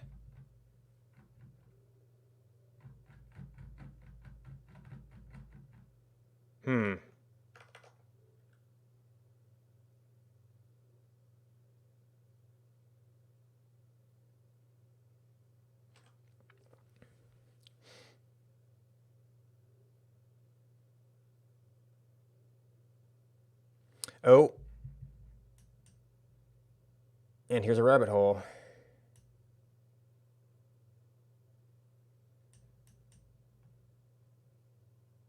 Okay, so we still got some other problems. So actually, it could be kind of the same as these things. Now, I guess animals, in some cases, could be like they moved while we're doing the tile generation, but other miscellaneous objects shouldn't be affected by that.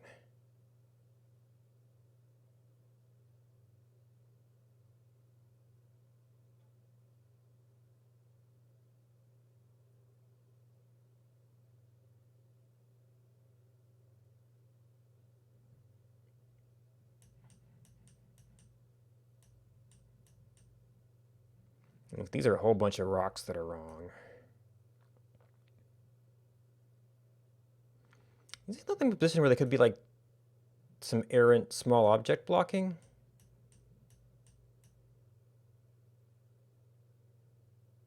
Because they're kind of in that position.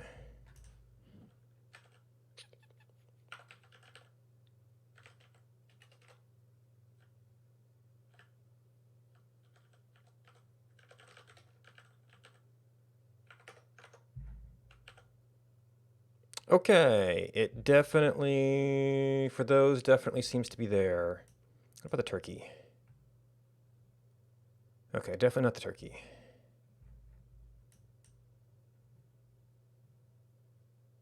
That might be a missing carrot too. Oh, and a flat stone, which doesn't belong in any of these biomes.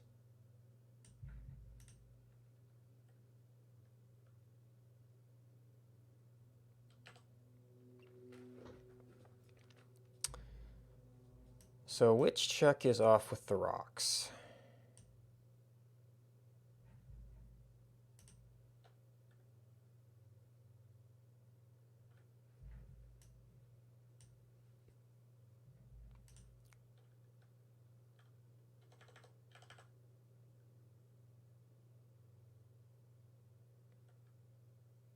I don't think I generated this with the not small object blocking.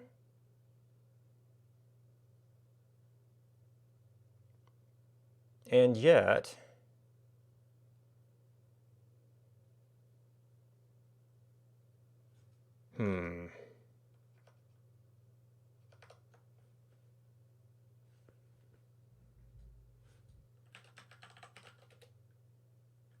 less than CellD. Oh, you know what? Get object height might be ascension height only.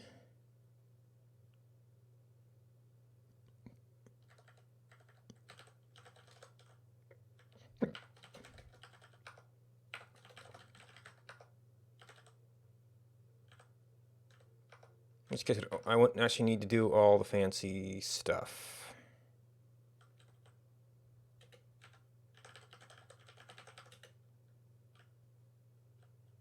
Recompute object height. Well, it's a complicated thing. Okay, easy check. We take this function.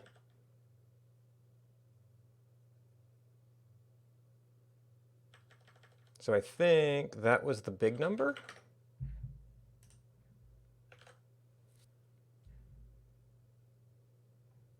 No, not running it. Okay, so that addresses most of those. Oh, including the carrot and the rock. Yes, there must have been a really ambiguous biome there.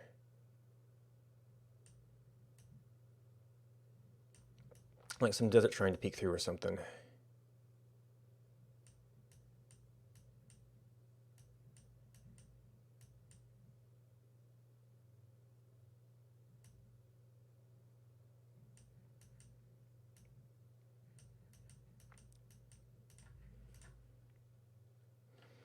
All right, so this is actually not,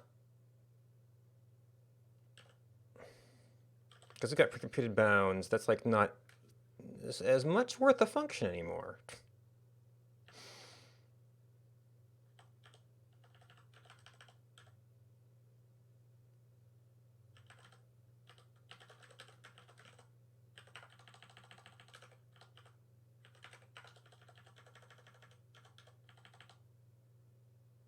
I mean, there's clarity, but this is also going to be executed a lot.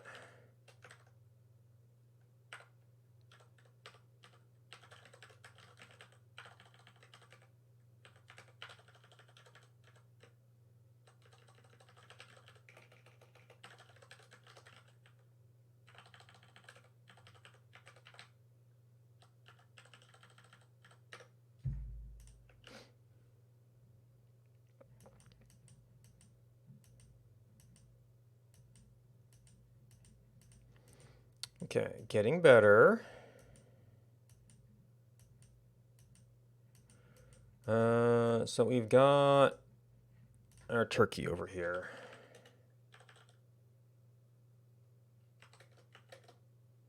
Or is this just moving objects in general? Yeah, you're generating you when you shouldn't be, and you're on biome. Okay, well, there's a moving object. Well, I guess I can't completely trust.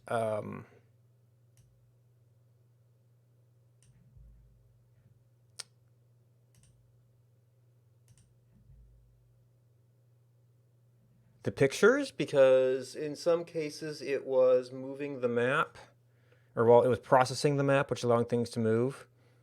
But there's no condition in which a turkey should be on a swamp.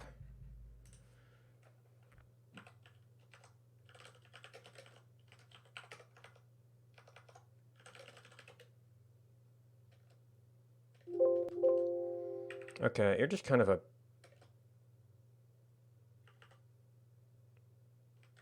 fix-up.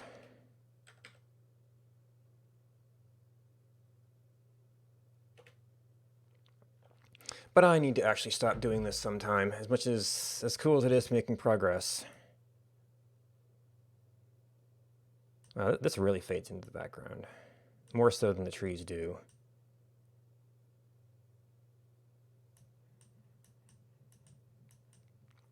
But we might be able to have a full base map sometime.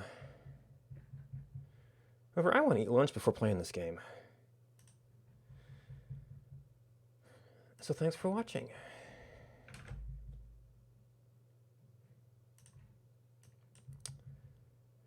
Thanks to everybody who hosted me. Let's see.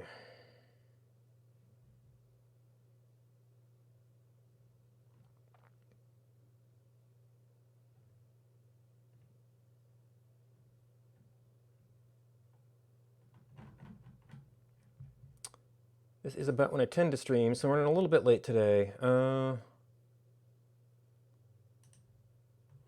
see somebody doing some scratch. That's a little bit different.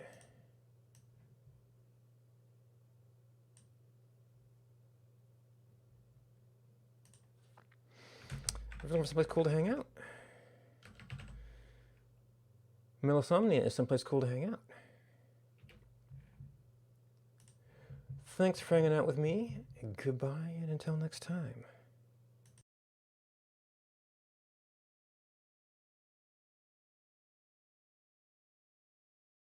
Yep, the autocomplete messed me up.